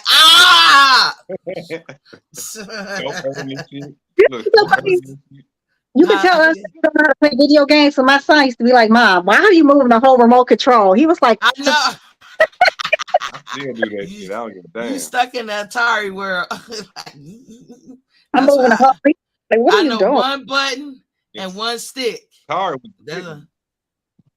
Huh? I had the 7800, the Atari 7800. Damn, you had a big dog. You know what I'm saying? I had a 2600. I remember that one too. That's the one that had 2 switches on that bitch. Yeah, that was the common one. I actually got an Atari game right now. I never opened. They got the old school games on it. That bitch probably worth about $4,000. Yeah, Ataris are worth a lot of money. They used to sell them at the dollar store for $25. I know them shit. You got an antique. Never been open. And but my PS5, I was bugging the shit out of my daughter and her fiance. Hook me up, put me online, and all this stuff. And so I played Jumanji because I bought her a Jumanji. But then I played. I ordered the 2K on the thing, the digital version. Man, I've been playing the hell out of 2K, but I got it on easy, and so eventually it'll get better. Now when the boxing come out, ooh, I want to see all of y'all in the place. But you already know. Destiny, you gotta get a PS5 so you can play this boxing. Shitting me. You shitting me. No, me. That's too much. What how much things is? $1,000 to play some video? Buy from PlayStation. I mean, how much are they? Or the Sony. I paid $4.99 for mine. Well, I'm not paying $500 no damn video console. Hey, for the boxing game, Destiny, you'll be no, on ma'am. the bitch all night. No, ma'am. I could find other things to do with $500. We're gonna just have to tape. Me and ATL gonna have to play and tape it so we can show you. And then you be like, I want to play. Like, hey, I watch you guys play. I like, if you get, crank out an old ass Nintendo and play some Contra, I'll be some Contra with you. But you can't get online with that shit, can you? Well, the old ass Nintendo. I mean, could you even plug up a Nintendo in today's TVs? Like, I don't, because then you have to screw some stuff in and wasn't there some stuff you had to do? You could plug it up. I know I had every game console in here. The DS, I got her like 2 DSs. We had every game console, and we still got it today. And people's like, why the hell they think I'm buying this shit every other month? No, I told my daughter, don't uck up my money. So that means when I buy some shit, you don't break it. Because when you break some shit, that's what I tell my kids. That'll be the first and last time I buy some shit. Because that means you don't care about my money. Like the crack telephone screens these kids be running around with, that has never happened to me. First of all, don't be judging people's phones with their cracks. I'm just saying. I buy the case. I go all out. I buy the case. And I'll be like, yo, you better have this case on. One time she took it off, I went off. Girls, you crazy. I stay with a crack on my phones. I don't even like cell phones, to be honest. That's the only reason my shit ain't broke. I done got this bitch 9,000 times. If I could, I would have a jitterbug. Like, all these new, I don't even understand how half the stuff that goes on this phone, what I'm supposed to do with it. But that's you can't fix the glass. You can fix the glass screen. And if you look on YouTube, And it's a simple thing. It's like some dish soap and some, I can't remember what it was. It's something simple, and you can rub across it and it'll fix the glass screen. That's probably what they do when they take it in to fix the glass screen. And, charge people $200. Yeah, I ain't gonna do that though. It's just gonna stay just like this one. Girl, put some glass in your fingers. It ain't that bad though. It's like it's like just in the corner. It's a little crack. It ain't that bad. But yeah, because I don't, cell phones is not. I would still have my Galaxy S8 but the wheels finally fell off of it, so I had to get a new phone. But I don't mind having the old phones. I don't know what to do with these new ones. It has all these. All right, that's about as far as I go as a Galaxy. First phone. I'm iPhone. I don't do all the iPhones. I can't do. I do the iPhone over here. Oh God, I hate you iPhone hoes. Look, I gotta be an iPhone hoe. I ain't never gotta had be like Mike. Gotta be like Mike. Look, I ain't iPhone. Apple. Never. I love Apple phones. Ooh, I love them. Hey, ATL, was you hearing how delusional your boy was? Who? Reginald.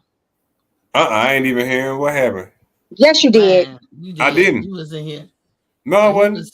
He was delusional as hell, man. I showed him this shit right here, and I said, "Look at the screen."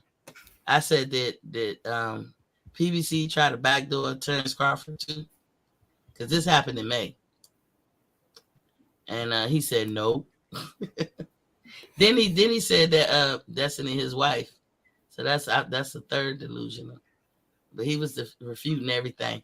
I put out too that WBO has a policy that you have to defend your title every 9 months, and the only flexibility they give you is if you're trying to unify or be undisputed. So Terence Crawford had to fight somebody this year. Now we know why he said that. And if he'd have listened to PBC, he would be a man without a belt right now. If he'd have listened to PBC.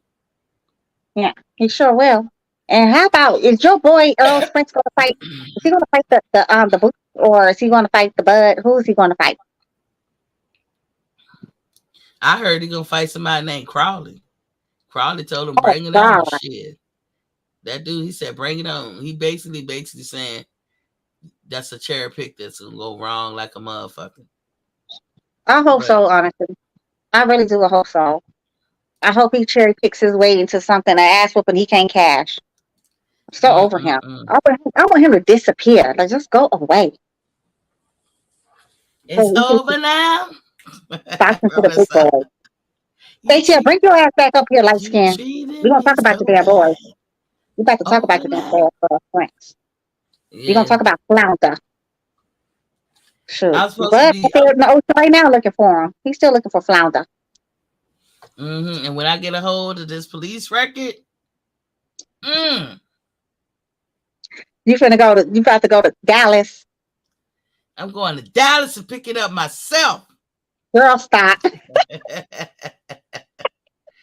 ain't never that serious. How many miles is that for you to drive? Shit. About 14 hours? That's a plane ride. You see what Southwest did? Put all them people stranded all them damn folks. I'm glad I ain't go nowhere. I've been mad as hell stranded some damn place. I don't even fuck with Southwest. I only fly Delta. And man, Delta had that problem years ago. I'm gonna tell you why I fuck Delta. I'm gonna tell you why I say fuck Delta. Because I lost $50,000 in stocks with Delta. So fuck a Delta. You was with you lost it when they had created that Max, that thing. Yeah. They had a problem with that. Look, every time I went to fly, I said, you ain't putting me on that plane, is you? I knew the plane number and everything. I was like, I'm not getting on that Delta plane. Fuck that. Because it was a computer thing that they put in there that was fucking up, making a damn plane take a nosedive. We lost that money when they did the merger. When they did the merger, we lost that money. $50,000. We lost $50,000 with Delta when they did that merger. Ooh. Yes, it hurt my heart. I'm not a person that do stocks, but if I did, I would do my stocks. And once I make a considerable amount of money, I would take it out. I would cash it out and then I'll put some more back in, half of that back in. What you wrote? My mom on the phone. What's up? Hey, Mom. Miss ATL. I bet you look just like her ass too, don't you, ATL? Look, we gotta be respectful. Mom on the phone. Oh, she's still. Oh, yeah. I'm sorry. I thought he was off the phone with Mom. He probably look just like her too. I bet he do. That's why he's smiling, laughing. He look just like her. We can't hear you, ATL. You probably got. Are you on mute, ATL? You put yourself on mute. mute. He probably talked to his mom. Oh yeah, that's what you're doing. You look like you speaking French. They do look like he that. What's that? You know when they be doing like Chinese movies. Yeah.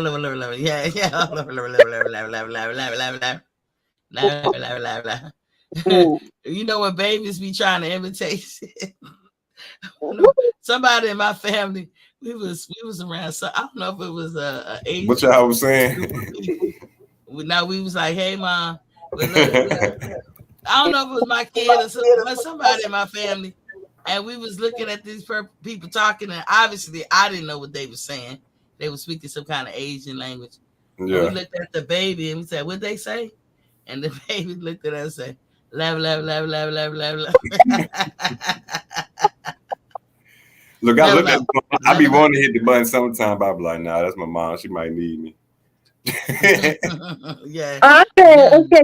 You gotta look just like your mama, huh? I bet you look just like your mama. Just like her. Yeah.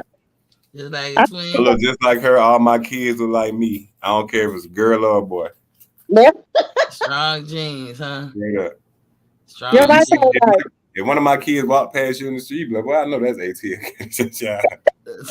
So what's the need for the paternity test, dude? Ain't none. I had a lawyer tell me one time, hey, look, before you even go here, that's your goddamn kid. Look, Judge Lake is my girl now. I be looking at some paternity court. She be my girl. It'd be so funny how that shit be coming out. She be like, I had two down. Not an indication. Had two down at one minute. You look like me. I was like, oh, that ain't me.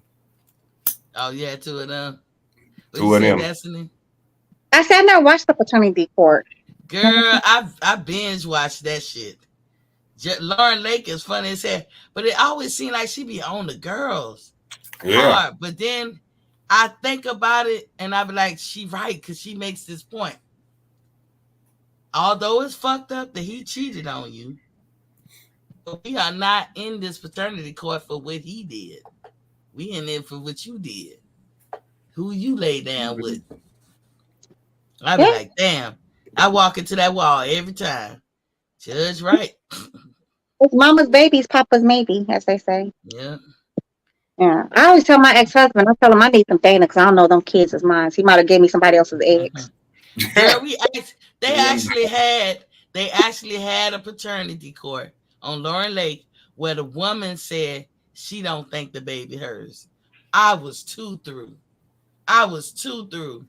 But she was like, she felt like it was some old switcheroo shit. Oh, okay. Happened at the. I know. Look at you. You was giving that same look I was giving. Like, bitch, what you talking about? You got lost. I'm joking when I tell my ex-husband that, but no, you really out here thinking like, girl, this like, well, who we ex-husband? I was about to say she retarded as hell. Yeah, but those switcheroos could happen. Like, God's paternity is so. I know that's I'm sorry. Gotta say it. It's so much better. It's so. Now I can say so much better, but it's amazing because when babies come out, they do be looking like the daddy, and then eventually they'll look like the mama, or sometimes just stay looking like the daddy. Well, when Richie came out, he looked like a damn alien. So I don't know who he looked like. He's an alien. That's messed up. Hey, my daughter looked like Spock. Damn. She called her Spock. That head and that hair, man, that shit was just like Spock. I was like, this is a funny looking little baby. I was like, wow, you better hope you grow to some looks. Yeah. And then when you look at they so beautiful and precious when they first come out. But when you look back at it months later, you be like, they do look like an alien. Like you. No, they were not beautiful and precious. And the twins literally did like the twins literally look like aliens because they were so premature. They were only 23 weeks, so they had like the alien head with the little sunglasses on. I was like, man, it's some funny looking little kids, boys. Some funny looking bastards. Mine was beautiful. Y'all see that on the screen? No, your baby was cute though. She's a beautiful little girl, but girl, my little brick house. They said give me a picture of Richie when he was first. I was like, no, please put that picture away. She was 3 months right there. And she had gorgeous, but now when she wasn't first born, though, that's not the That's why first was she was down there white looking. I was looking at them like, y'all better find my baby up in this bitch. The lady was like, the lady said that. Right there. Once Richie got about a month or whatever, he started to look like Gerber baby. That's when he was cute. And I was like, I could take you outside now, because before that boy was out of there. Damn. Man. Yeah. Yeah. That was her 15. See how that hair? Young lady. That's my brick house. Yeah. I'm planning on starting my show next week. I'm putting everything together this week. What's it called? ATL Talks Live. Nobody want to see that school. Huh? That's what I said. I don't know yet. I ain't came up with the time yet. I'm gonna have to figure it out by this weekend. We sharing some of the same audience. We gotta work this out. Yeah. I said, I ain't gonna do it no time at your time, but I'm trying to find another decent time, like the afternoon, or maybe it's like some before. Yeah, I mean, maybe after. Either way, it's your choice, but like, we do share some of the same audience. You got more of them. You got more. Yeah, I'm coming there trying to talk shit. That's what I'm gonna do. I'm coming over there and talk some shit. Yeah. You know what I'm saying? We're gonna goddamn laugh and joke and talk some shit. That's what we're gonna do. We ain't gonna be angry. I ain't gonna have the angry channel. You know what I'm saying? No, I'm coming over and yell at you. I'm coming over there and yell at you. Like sometimes I gotta get on Reginald ass. Yeah, he be on some shit. Like when I was saying, why you mad at me? Paramount said that shit. I didn't say that shit. People had different days and shit. You know how it be. Man, what you trying to say? He on his period? He's married. I didn't even hear you told him that, and I came in and told him the same damn thing. Go argue with Paramount. We're not part of Paramount. Go fuss at them. They own CBS. Y'all know CBS be flagging this shit out. I don't fuck with CBS like that. But when you do something like, I swear, I don't know, I feel like somebody put CBS on my ass. I would dare not show not even a clip of motherfucking CBS, nothing. Because CBS owns Showtime, but Paramount own both of them. So I was like you said, go fuss at them. He said, I would not believe it. That's not facts. What's facts? I'm like, it's not what you say, it's not facts. The owner said that, not T. Get it out your head that Miss T said that. I know he think that I planned it. I ain't that clever. Yeah. Yeah, you're not the one running around saying, hey, they're losing money with the Showtime or whatever. He lost what, 500,000 subscriptions the first quarter. Some stuff the man said. That's why he doesn't want the Showtime. So he needs to go argue with the Showtime people. I mean, with like you said, the Paramount CEO. Go argue with that man. Leave us alone. We're just the messengers. I'm just reporting the news, and as you see, I kept saying in middle of January, and then the Charlo canceled this fight. But as I told y'all, there will be a fight that night, Yarde and Beterbiev, which will be a good fight, but it's gonna be played in London. I think it's gonna be on ESPN Plus. It's not pay-per-view, so Bob Arum gonna pick up the ball on that one. PBC I think Beterbiev is gonna get Yarde out probably.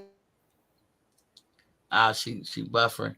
But you know what? But he could have put Tony Harris or somebody in to replace Charlo just to keep the car. But it just tells you that the PBC don't got no money. They just don't got no money. Yeah, I mean, I didn't make that happen. It's gonna happen. Harrison would have been a good fit. Yeah, he would have, and would have put him back in line to fight Charlo. And like he made a good point, 3 times a charm. You got one of them beating one time, the other one beating the other. And in fact, in our reality, I had Charlo winning both fights but it ain't up to me. You see what I'm saying? What you think about Big Charlo moving up and vacating his belt? About motherfucking time. Do something, nigga. Get off the top. Vaiuta Aki. I hope I'm saying it correctly. He's Terence Crawford. What's up? Yeah, this team Crawford over here. We got some Errol fans over here. Man down over here. We coexist. Yes, we do. We coexist over here. It's not what you call it. It's not the angry channel. But you won't get that out of me until till the fight happens, because I don't want to hear none of this shit.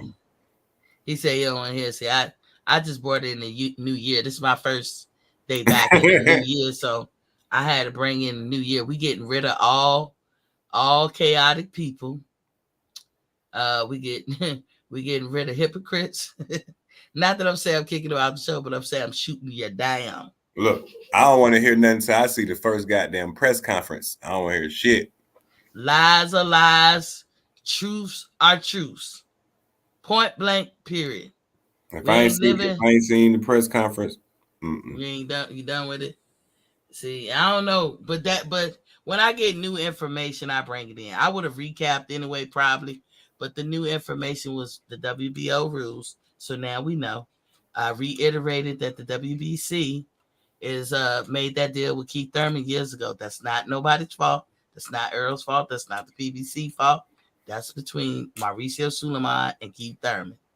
I also reiterated that the ranking structure is the way it is. Why you won't see Terence on the WBA, WBC, and the IBF, because he don't have those belts. Why you won't see Earl on the WBO. Now, what I am leaning on Earl ass about is this goddamn accident. And trust you me, Freedom of Information Act. I'm about to get the information. I'm gonna get it one way or another. They might drag me along and slow walk me, but we gonna see. Yeah. This ATL. Happy New Year to you, child. Happy New Year's.